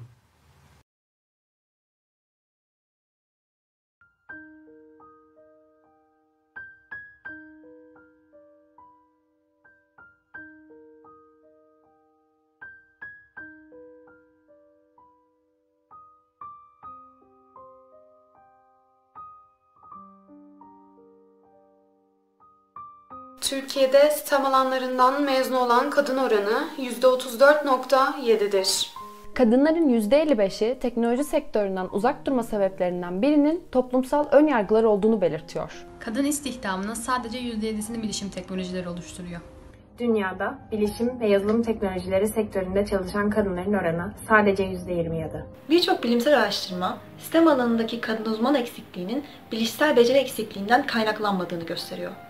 Türkiye'de her yıl üniversitelerden mezun olan 5000 mühendisin sadece %15'ini genç kızlar oluşturuyor.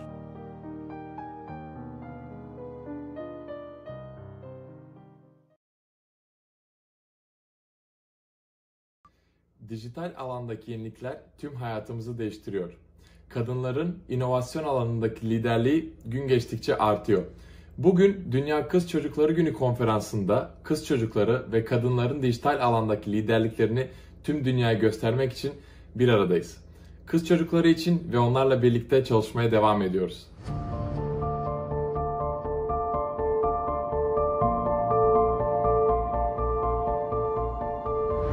Günümüz medyasında kadınlar her gün nefret içerikli yorumlara maruz kalıyor. Bu nefret içerikleri nasıl giyinmeyi tercih ettikleri, hangi sporu yaptıkları ve bunun gibi birçok kişisel konu hakkında olabiliyor. Bu konuda bizlere düşen görev ise nefret içerikli yorumlara karşı sessiz kalmamak ve bu siber şiddet hakkında farkındalık yaratmak. Elimizden geldiğince paylaşmayı ihmal etmemeliyiz. Hep beraber daha güçlü olacağız. Toplumsal cinsiyete dayalı siber şiddetle tek başına mücadele etmek zorunda değilsin. Haklarını koruyan sözleşmeler var. Toplumsal cinsiyet eşitliğinin sağlanması için temel algılarımızı ve önyargılarımızı yıkalım, tabuları ortadan kaldıralım. Kız çocuğu hayallerinin peşinden koşabilir, spor yapabilir, özgürce dans edebilir ve kahkaha atabilir. Korkma çocuk, sen de şarkını özgürce söyle. Toplumsal cinsiyet eşitliğini sağlayıp siber şiddete dur demek istiyorsan önce dilini değiştir. Unutma, dil değişirse toplum değişir. Eşitlik dilde başlar. Gelin kız çocuklarının dijital ortamda daha aktif rol almaları için birlikte çalışalım. Warmest greetings. Join us on October 11th on the International Day of Girl Child. On this important day, we need everyone's support to show that girls are the new generation digital leaders of the society in which they live, who can implement solutions that they create and demand their rights. Toplumsal cinsiyet eşitliği ile ilgili toplumsal gelişmeler son 10 yılda damgasını vurmuş olsa da kalıplaşmış sosyal normlar kız çocukları ve kadınlar için hala büyük tehdit oluşturmakta.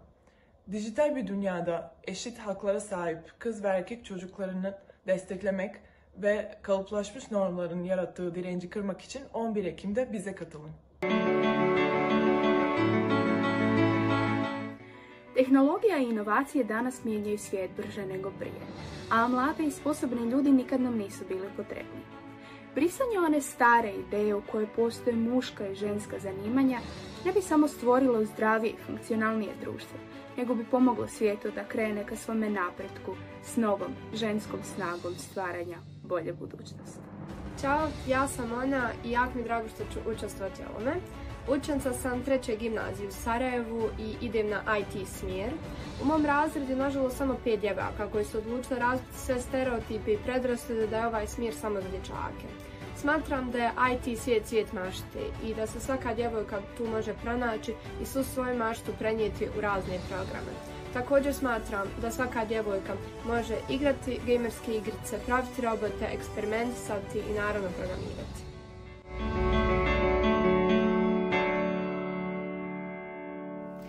Dijital teknolojiler gelişirken siber zorbalık ve sanal ortamda yaşanan cinsel tacizler de artmakta. 11 Ekim Dünya Kız Çocukları Günü'nde bize katılın. Kız çocukları ve kadınların sanal ortamda yaşadıkları tehlikelere karşı birlikte çözüm bulalım.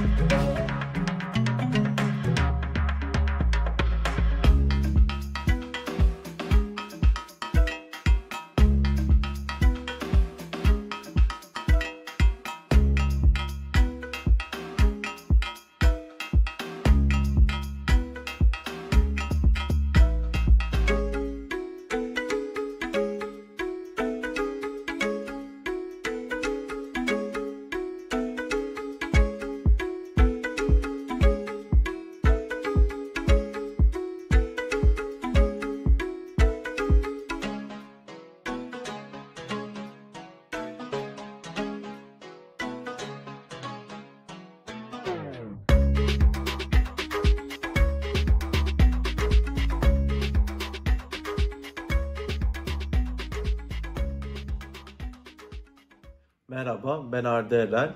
Eşitsizlik bugün hala devam ediyor. Eşitlik için her alanda daha fazla talepkar olmalı. Dünyada devam eden eşitsizliği azaltmak için daha fazla uğraşmalıyız.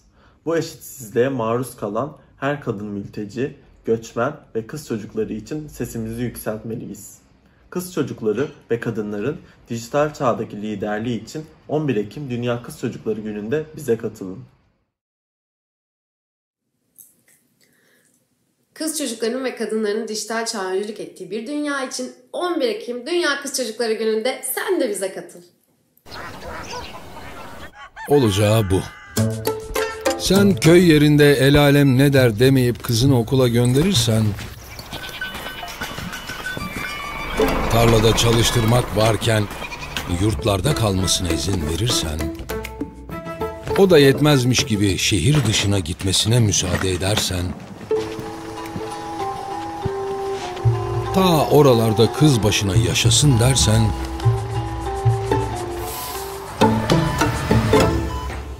olacağı bu.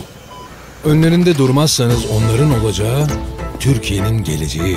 Aydın Doğan Vakfı olarak her yıl binlerce kızımızın eğitimini destekliyoruz. Güçlü kızlar, güçlü yarınlar. 11 Ekim Dünya Kız Çocukları Günü'nde gelin siz de bize katılın. Kız çocuklarının ve kadınların dijital dünyada maruz kaldığı şiddete birlikte dur diyelim.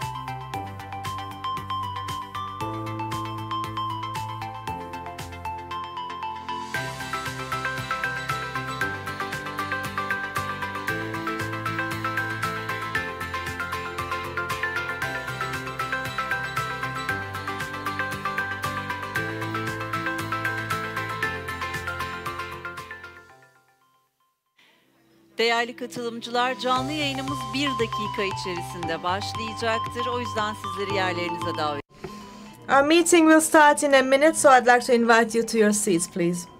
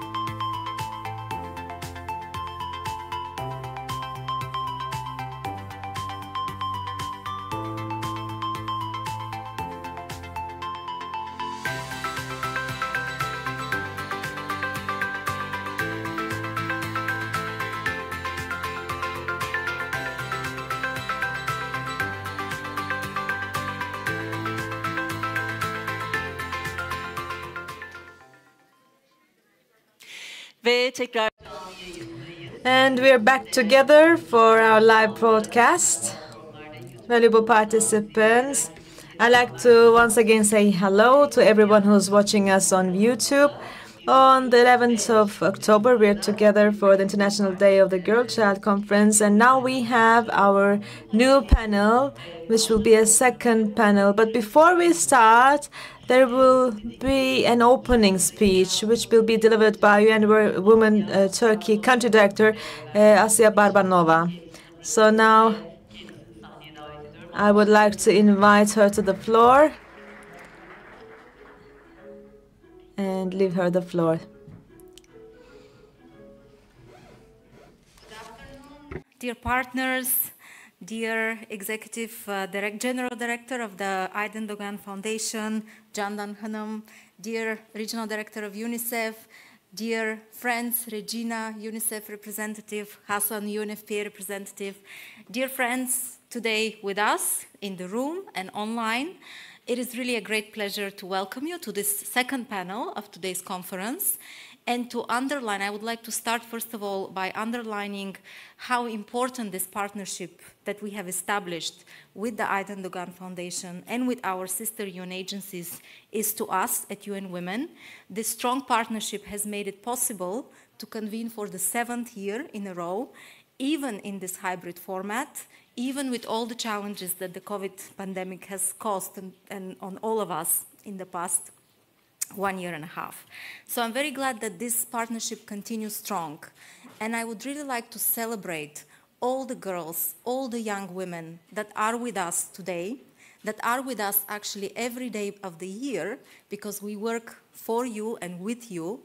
But today we pay special attention, and we really want to emphasize the contribution, the immense value of girls to everything that we are trying to do in this world, all the sustainable development goals that we are trying to achieve, all of our aspirations to humanity.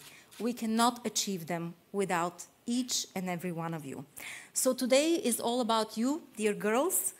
It is you who are at the forefront of global action for change, of rebuilding back better and more equal from the COVID-19 pandemic, in addressing the structural inequalities that existed before the pandemic, but that the pandemic actually worsened and exposed. Thank you for being with us. Thank you for sharing your inspiring vision, your ideas, your passion. I can say that we are all very much affected. It's very contagious, your passion, and we're really feeling it. As you all have emphasized, we've heard from the previous speakers, to be a girl today is to really be a part of a digital generation. You were even saying that the way we communicate is through media, is through texting rather than talking. So this is really a transformation that is unparalleled, that is global. A 15-year-old girl today is much more connected digitally than a 15-year-old girl in any previous generation. So this, of course, requires all of us to think very carefully, what does this mean to girls? What does this mean to each and every one of us, this digital era that we live in, that affects every aspect of our life? And I think we're seeing across the world and we have proof again today from the girls we listened to earlier, is that girls of today, young women of today, they're already leading this digital transformation in many ways. From the teenage girls that are taking part in coding camps across Africa, to the robotics girls team of Afghan girls, which is basically showing the power of upholding girls' rights to education, to many girls in Turkey that are leading social change through online, through mobilizing, through online means. They are already leading. But this leading, this leadership is not exercised fully, it's not exercised meaningfully, and it's not exercised safely, unfortunately. How can a 15-year girl today really participate in this digital transformation in a full, meaningful, and safe way? Unfortunately, the reality, as we heard earlier, is far from our aspirations, it's far from our goals, and there is a gender divide across connectivity, skills, and online safety.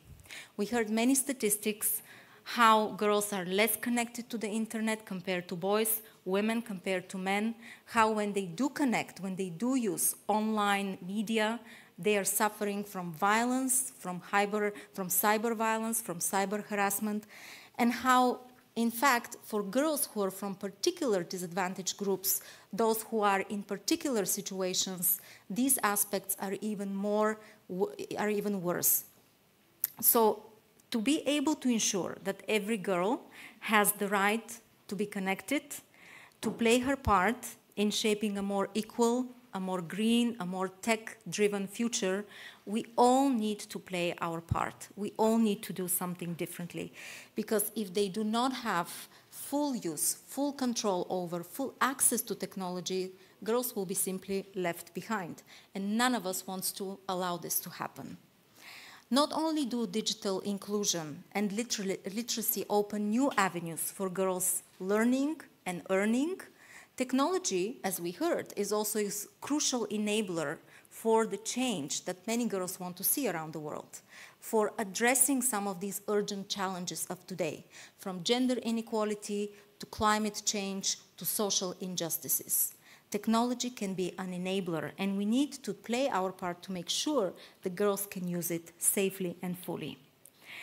Despite the various challenges they're facing, girls are already mobilizing across sectors, across countries and regions to make this change happen, to fight for equality and justice.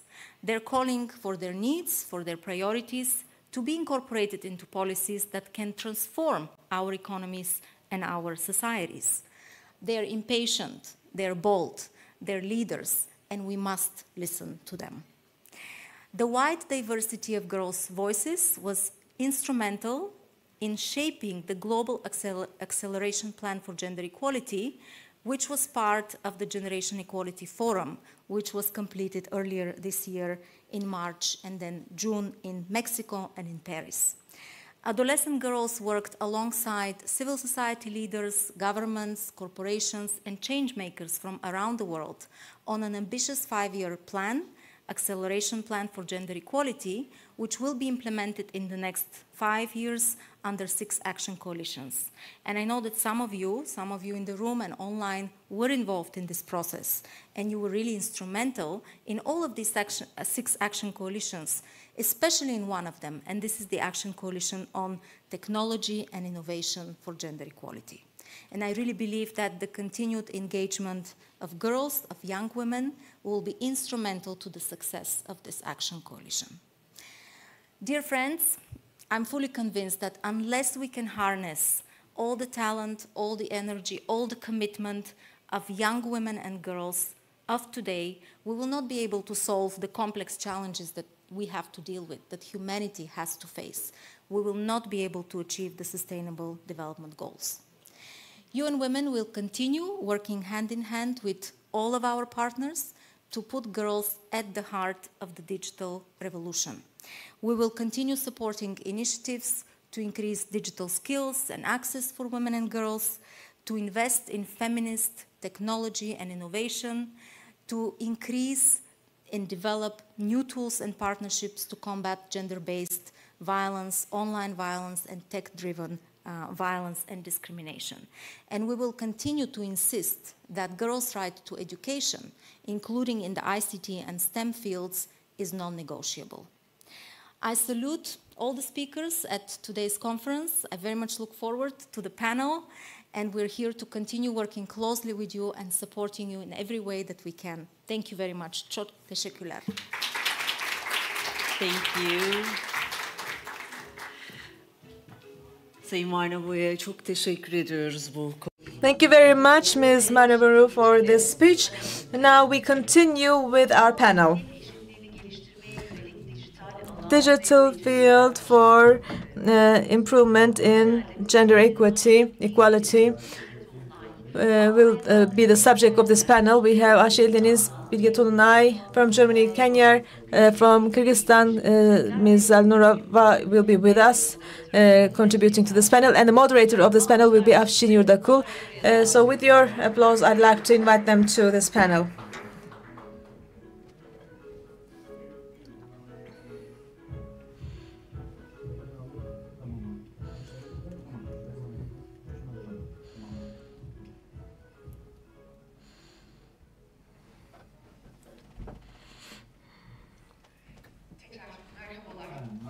Hello again.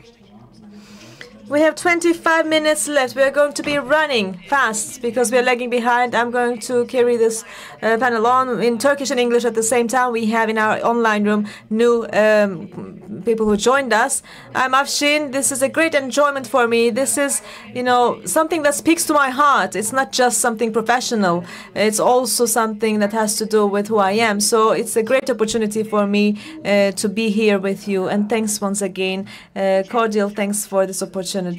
So in this session, we are going to be speaking in Turkish with some of you and in English with those who are English speakers. We will speak about the digital area and skills when it comes to the improvement of gender equity. So we will have 2 quick tours in 25 minutes. I'm going to switch between Turkish and English. If I make any mistakes, please excuse me already.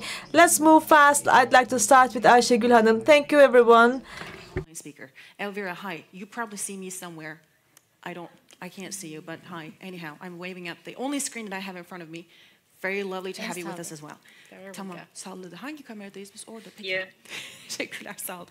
Ayşegül Hanım, hoş geldiniz.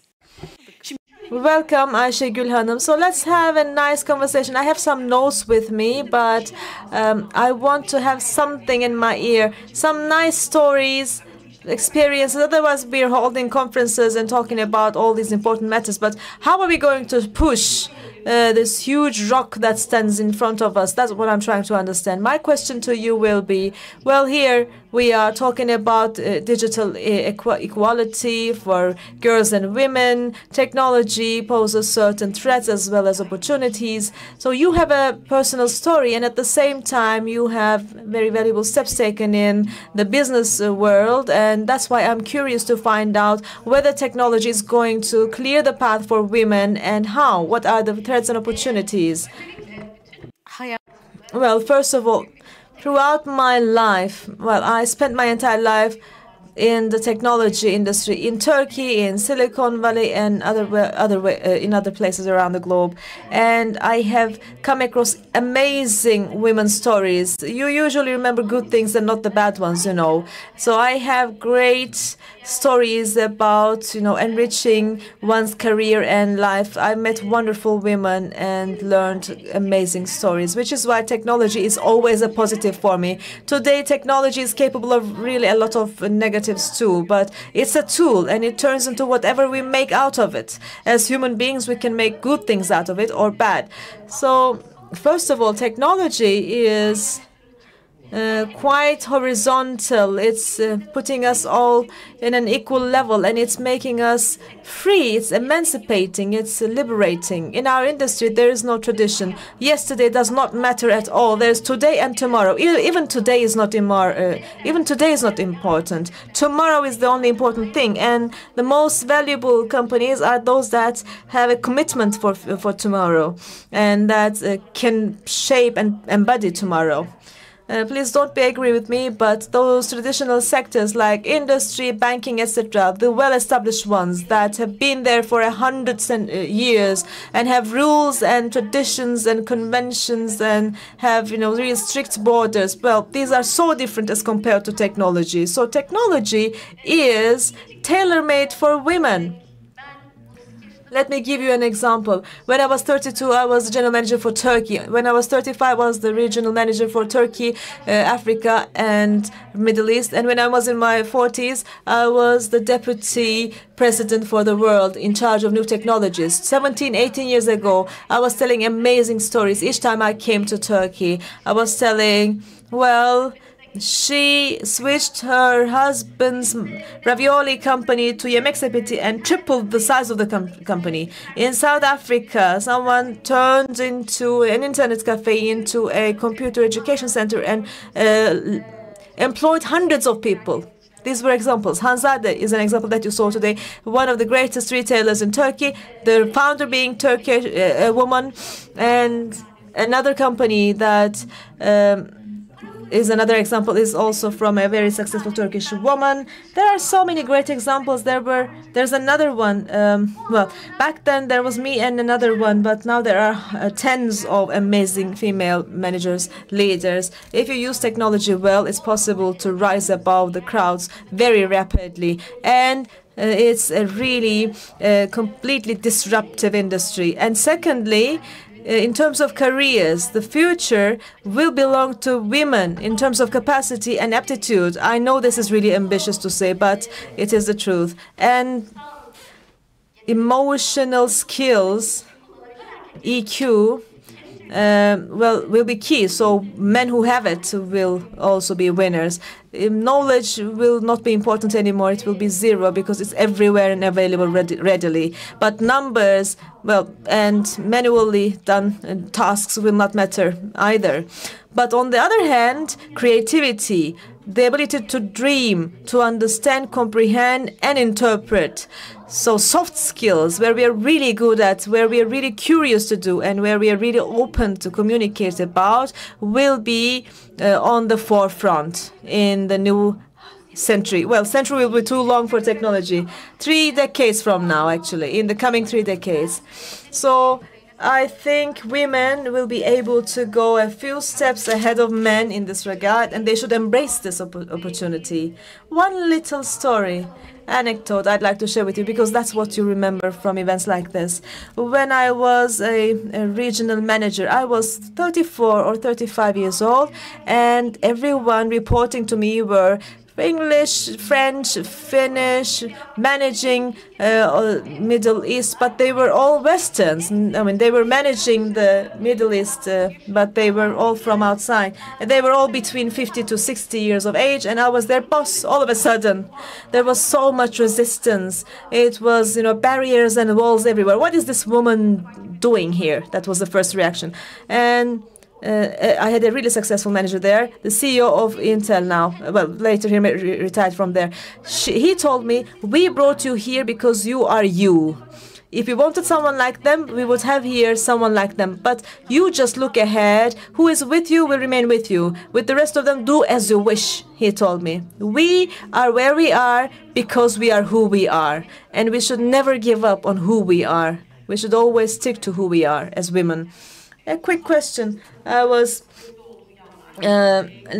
becoming curious as I listened to you. These soft skills where women will be strong in the future, well, these will be needed in the future and it will be embodied by these, you said. Do you think there will be a resistance about that? No. Let me give you a very quick example. Artificial intelligence. What is AI? It is the output of what we input. If we ask the right question and make the right interpretation, then AI becomes really successful. But usually it fails. And it's really inefficient today because those who ask the questions behind computers have the same background. They're young men with the same background. So seriously, we require change if we do want to shape future and predict it as we wish. Thank you so much. So the inequity patterns that exist need to be prevented from continuing. And for that, this is really important. The same applies to machine learning and AI. So in order to stop those inequalities to continue, we need to take action in that direction. So thank you so much for your answer in this first tour. I hope that we will have enough time for the second tour as well. And we are going to elaborate on this further. Buse Tolunay is also with us. She is a student in Bosphorus University, Computer Engineering Department. And I know that Buse has at hand her notes. She took notes down. She thought of what she was going to say. But before that, before the panel, we had a really nice conversation where Buse told me, I noted it down, the department was having a meeting so that you would meet each other in Bosphorus University. Right, Buse? Yes. So, Computer Engineering Department. You went to the meeting. Apart for Buse and the teacher, everyone else were male. Yes, 30 of them were all male. So the department has more capacity for more students, but there were fewer and fewer girls. So these were two facts that Buse shared with me, and this is very much relevant to the topic. That's why I'm going to ask her to share with me more facts about this anecdote. What did you feel when you were the sole girl in that class? And apart from that, how did you say, well, what difference does it make? I'm going to make it anyway. So let me hear what Buse Tolunay thought about this. Well, I must say, at the beginning I felt so lonely, and I felt less and less that I belonged there, because being the only woman is not easy.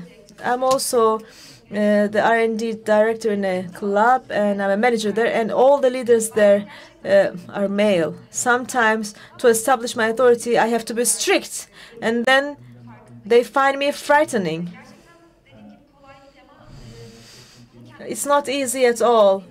But when we believe in ourselves, I believe we can sort this out. Biologically, women are not lacking anything. We have no physical lacks. It's just the perception of the society that causes this, guidance. And girls are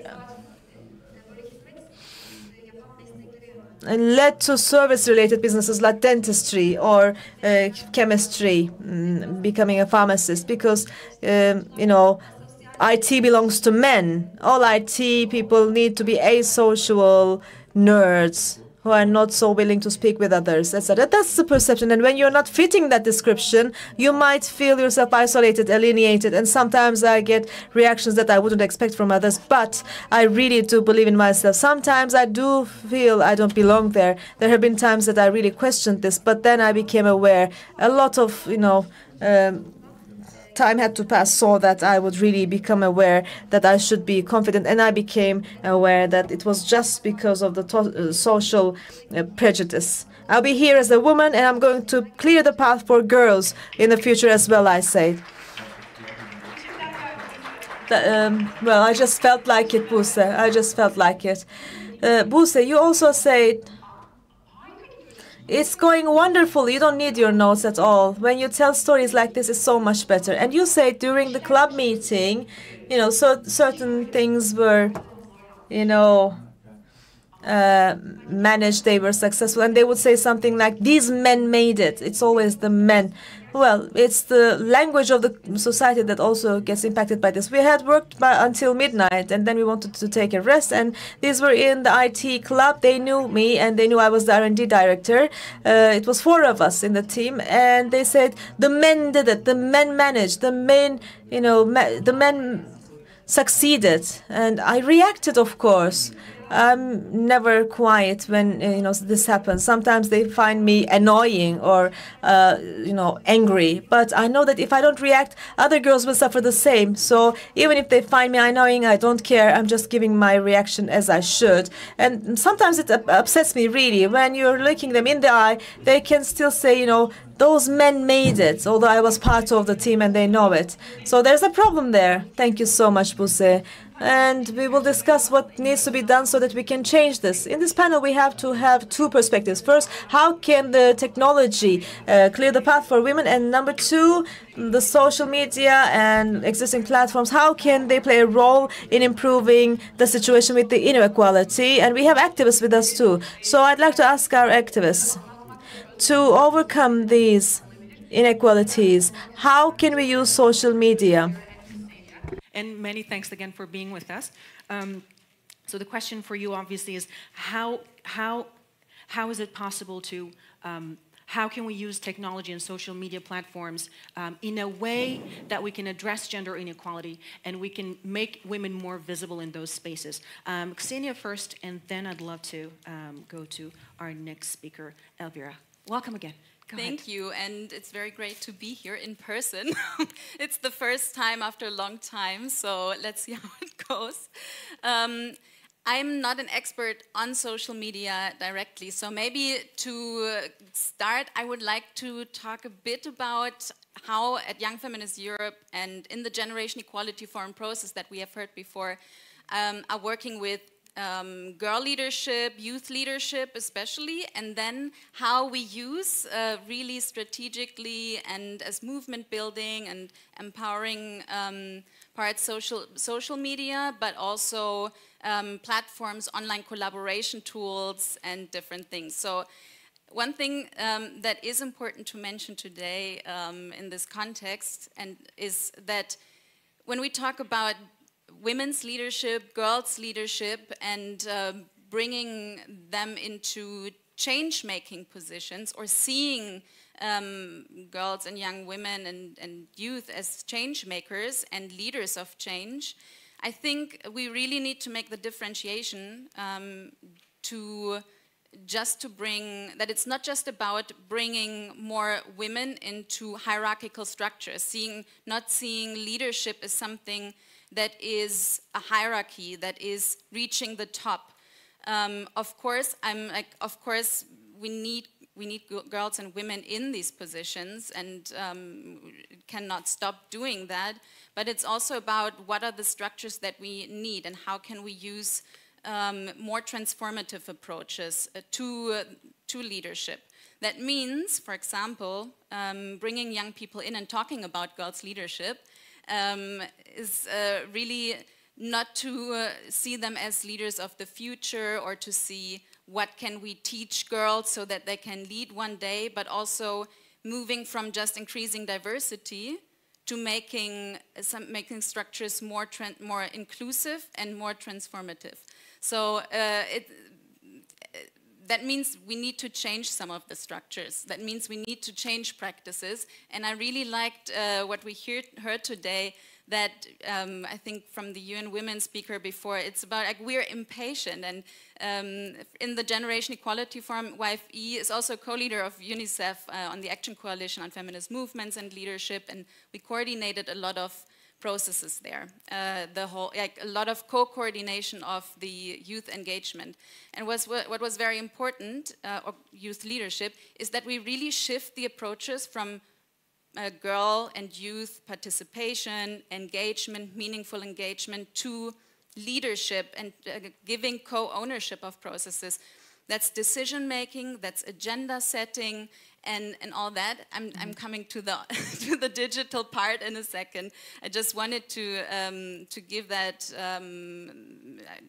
that context a bit as well, because it's really, there's a lot of knowledge and power and expertise there, especially on digital things. I think when we talk about skills on digital spaces, maybe the next generation or the older generation can learn a lot as well. And it's sometimes about being in the space and sitting with being uncomfortable, or sometimes needing for change to make others feel uncomfortable.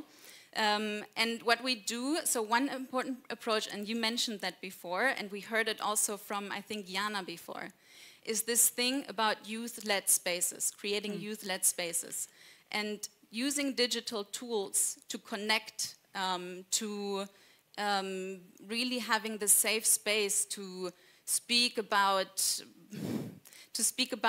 the experience of powerlessness and changing that. It's really important to create that, and we use online platforms, other social media platforms as well, and it's also, I mean, of course there is a lot of negative aspects on digital things, and it creates divides, and it creates accessibility issues. So like that's a part, but I want to focus also on like the power of it and what we can do with it, and what we have really achieved through using online platforms and meeting in youth-led spaces is feeling much more empowered to speak up, feeling less lonely in spaces. And it's not just about men in the room, but for youth, who we experience a lot of exclusion. We have not a lot of access to shape spaces, to make to be part of decision making in agenda setting. So it's also important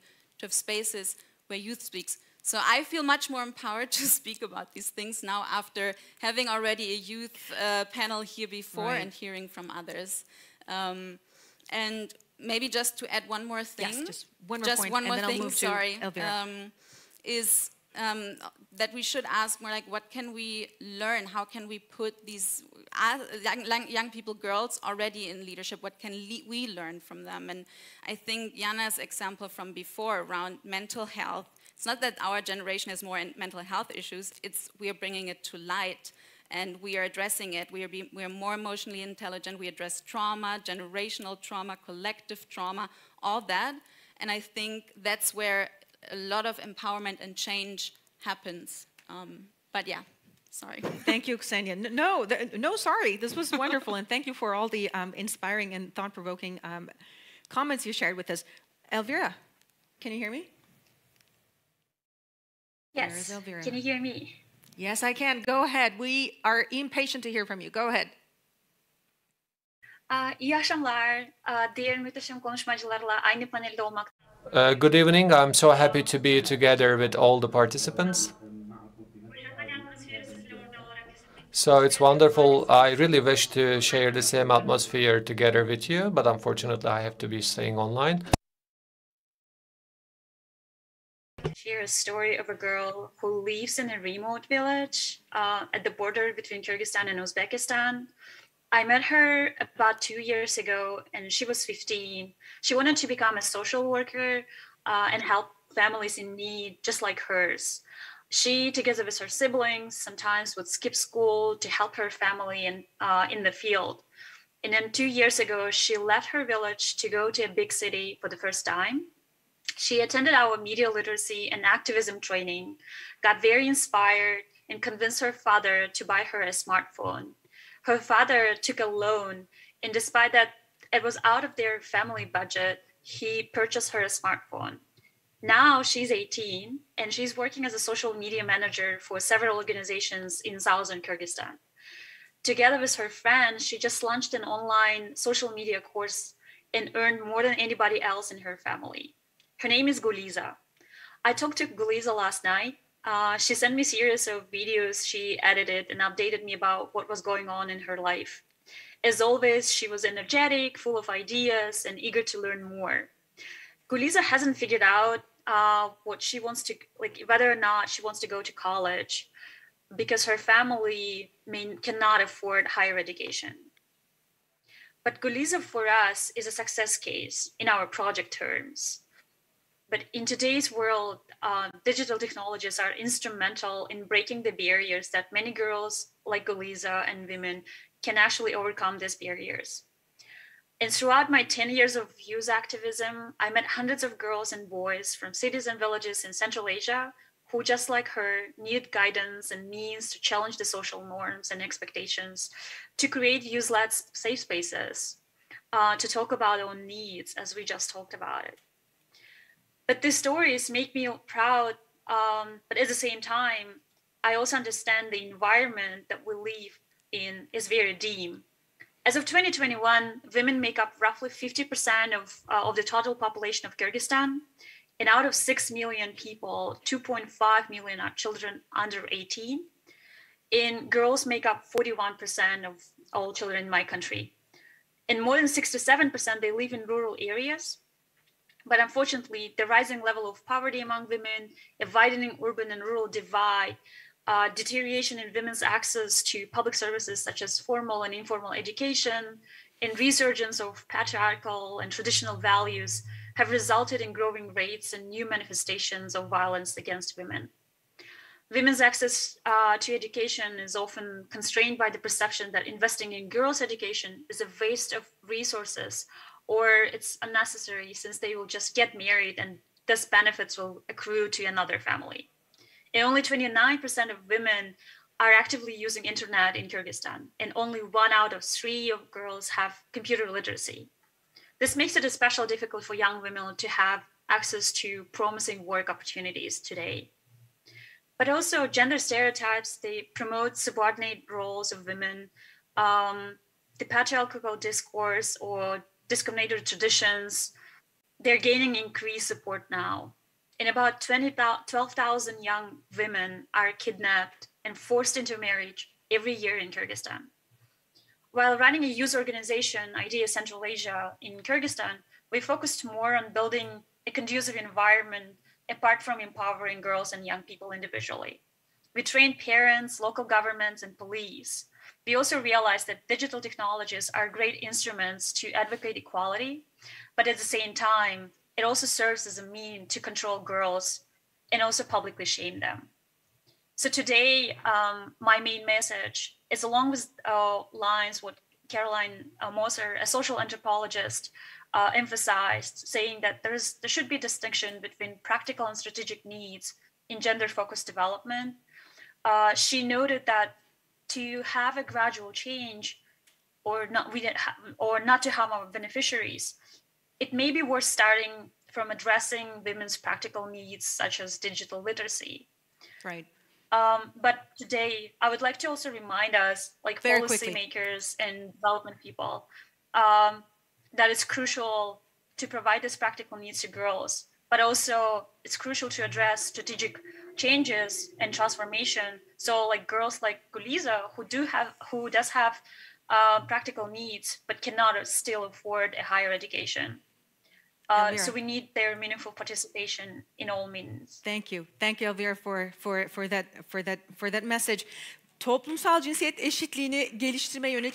Well, developing the digital competencies for the gender equality, I know that we don't have any time, but I would like to ask to each one of our participants, what are your recommendations in order to realize this target? Buse.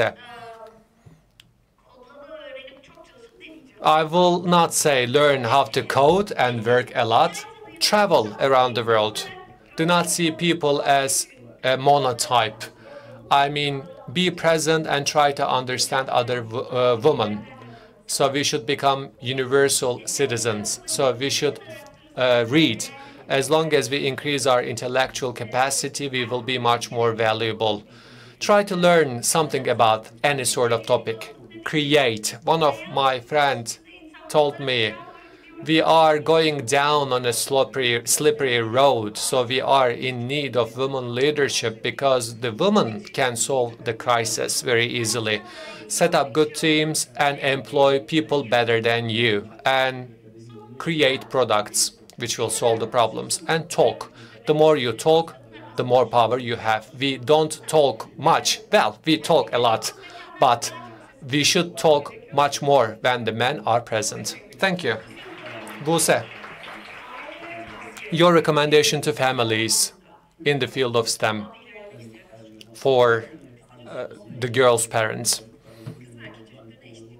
Well, they should treat boys and girls equally because the biggest reason why the girls are not present in this technological field is due to the fact that they are getting to know the technology much later, because girls are, doing the homeworks, but the boys are trying to hack the system and learn English. So this is why the mobile phones are owned more by men with comparison to women. So that's why the parents play a very important role. Girls should get to know with the technology in the earlier ages. First, they should be able to use those platforms, and then they should learn how to write software. But if a girl cannot use Word or Excel, they cannot code, of course. That's why they should be trained at first, and then they can involve in creating new softwares. And at the same time, the presence and the visibility of the women in the field of STEMs are very low. Unfortunately, in many series, the women are presented as housewives. That's why we should increase their visibility. Thank you.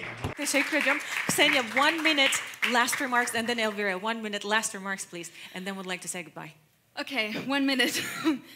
Definitely an important recommendation is to maybe create co-mentorship programs, really thinking about how to put girls and young people into leadership position, letting them lead, and not just taking a look at society, but starting with ourselves, reflecting on the power that we hold, not just seeing inequalities as systems of also like power imbalances. So what is the power that you hold as an older person, and how can you reduce that hierarchy?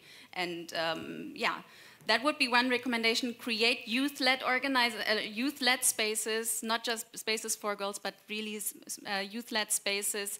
And one word I want to drop is like intersectionality, intersectional approaches. I'm sure most of the young people in the room know what they do, because that's what we've been pushing for a lot with a lot of youth from around the globe, intersectional approaches to all of that. So those are the recommendations. Thank you. Much appreciated.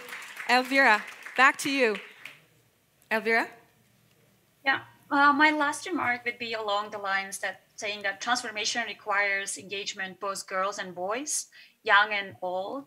And also, we also have to make sure that the environment that we're creating, the digital world, also is safe for girls too. Thank you. Thank you, Elvira. And thank you, everybody else in this room and joining us online. Çok teşekkürler. We'll leave it here. Sağ olun. İyi akşamlar.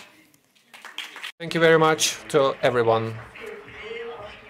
Avşin Yurdakul, we would like to thank her guests with a big round of applause. We would like to thank them once again. So we are approaching to the end of our conference, and we will hear the last messages from this conference. In order to empower the girls in the digital environment, the international community and the business world will be called upon, and I will invite two youngsters, Zeynep Betül Demirses and Dominic Ogrena, to the stage, please. They will be together with us, and this call will be delivered both in Turkish and English. The floor is yours. Hepinize merhaba. Bu birazcık daha uzayabiliyor mu? Hello to everyone. Hello to everyone. My name is Zeynep Betül. I am so happy that I am together with you guys. We have come to the end of our conference, but hopefully this end will be the just new beginning. So all together on 11th of October, let's make the girls lead, and let's celebrate this day as the big day that we are taking a huge step. We have listened wonderful stories today about the dreams of girls, but we should never forget that the dreams of the girls are prevented by the gender inequality, which presents as itself as an obstacle. As of 1995, for one huge generation, we are facing with the similar problems. Don't you think that it is? A starting point for many of us. Let's make today, 11th of October 2021, the day we all took an important step to advance girls' empowerment.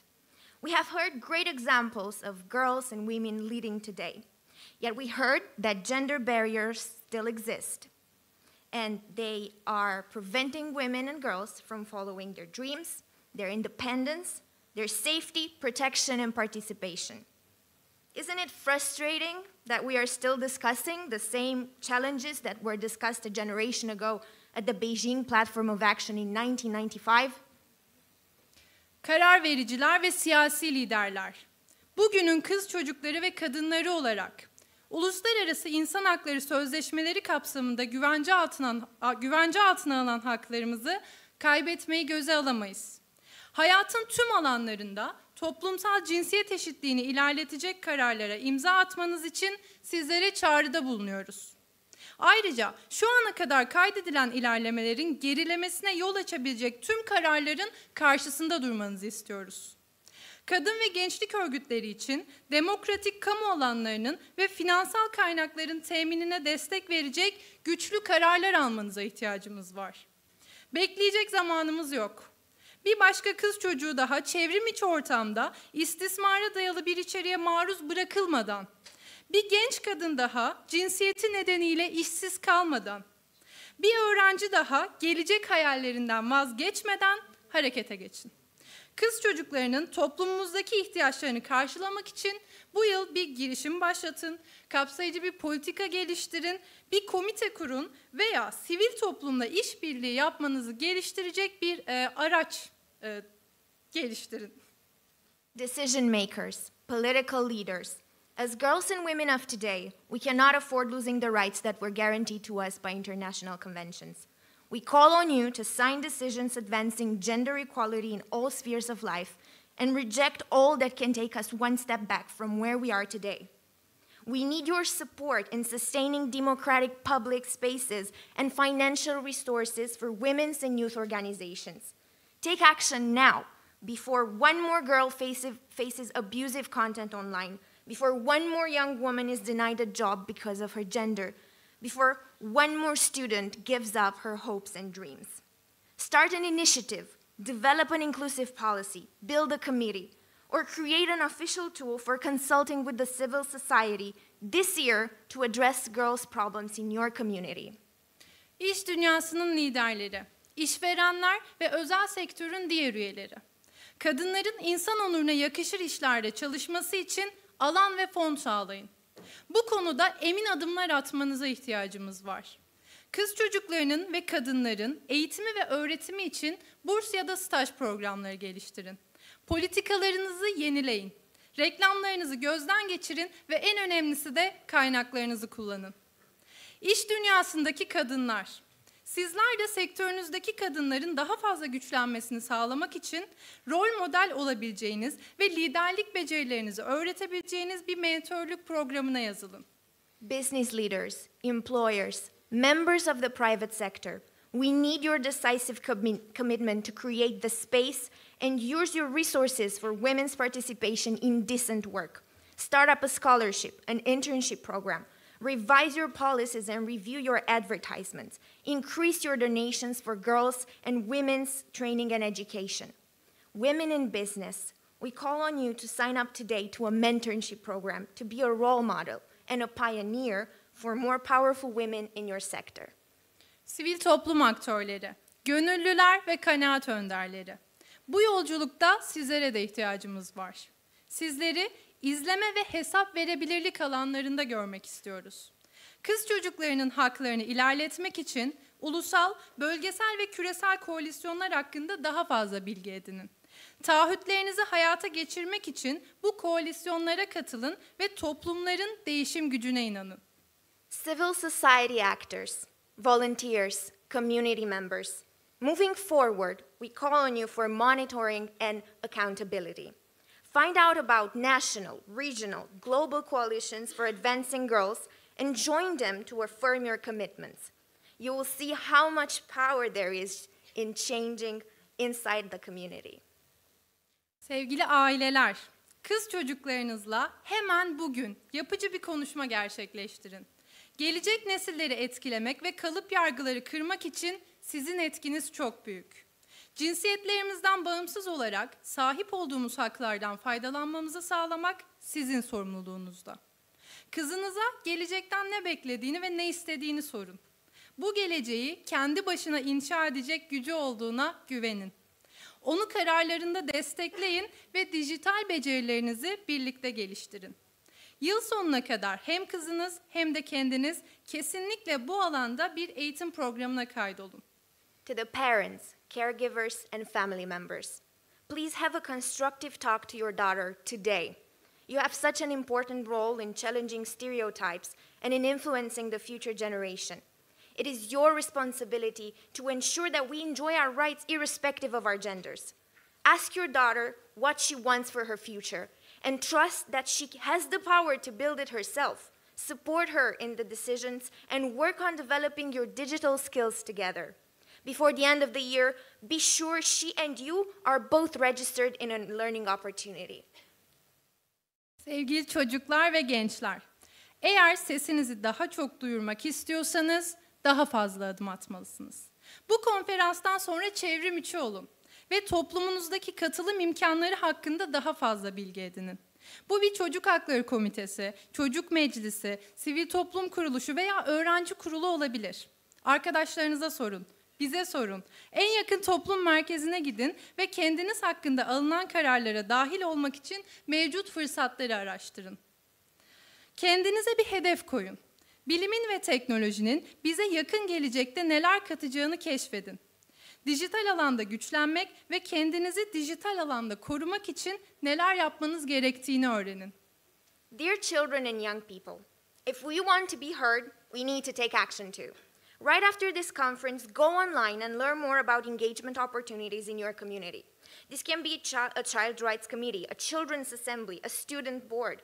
Ask your friends, knock on the door of the nearest community center, and discover what it is out there for you to participate in decisions involving you. Set goals to discover what science and technology will bring us soon, to digitally empower yourself, and to learn about online protection. Bazen her şey üstünüze geliyor gibi hissedebilirsiniz. Eğer her şey üstünüze geliyormuş gibi hissederseniz bilin ki asla yalnız değilsiniz. Tüm dünyanın desteği arkanızda. Akranlarınız olarak bizler toplumsal cinsiyet eşitliği mücadelenizde yanınızdayız. If you are overwhelmed, know that you are not alone. There is an immeasurable amount of support from all across the globe. As your peers, we are with you in the fight for gender equality. Sesimizi duyan herkesin bugün bu konuda bir adım atacağına inanıyoruz. Sizler sürdürülebilir kalkınma amaçlarına ulaşmayı planladığımız 2030 yılına geldiğimizde geriye dönüp bakacak ve daha adilane bir dünya yaratmak için üzerinize düşeni yapmış olduğunuzu göreceksiniz. Unutmayın, en büyük çınarlar da zamanında bir tohumdu ve değişim elbette bizimle gelecek. We believe that all of you who are hearing us now will take a step today. And in 2030, the year that the world aimed to reach sustainable development goals, you will look back and see that you have done your part in creating a more just world. The time is now. Zamanı geldi. Muhteşemler. It was lovely.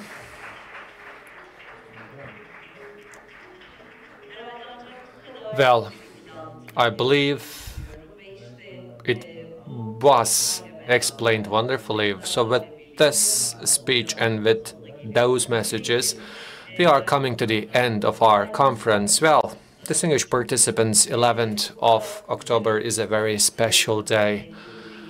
Well, after all, we are speaking about the future of our girls, and we try to exchange our views in order to minimize the obstacles and the barriers that our girls are facing with. But it shouldn't be actually special to 11th of October only, because every passing minute and every passing day there are many more to be done. In the Europe and in the Central Asia, we try to contribute to those activities. That's why we came together. Hopefully, the exchange of our views contributed to those activities. I hope that each one of the messages delivered here will be a source of hope for the future. As a mother of a girl, I am doing my best and know from the bottom of my heart how important it is. Of course, we should stand by our girls, because we say empowered girls means empowered future. We would like to thank Aydın Doğan Foundation, UNICEF, UN Women, and UNFPA.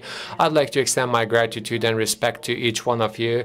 Hopefully, we come together in the brighter future where our girls and our children are much more optimistic about future. We will come together in this stage with wonderful guests. Thank you so much for being with us today. Thank you.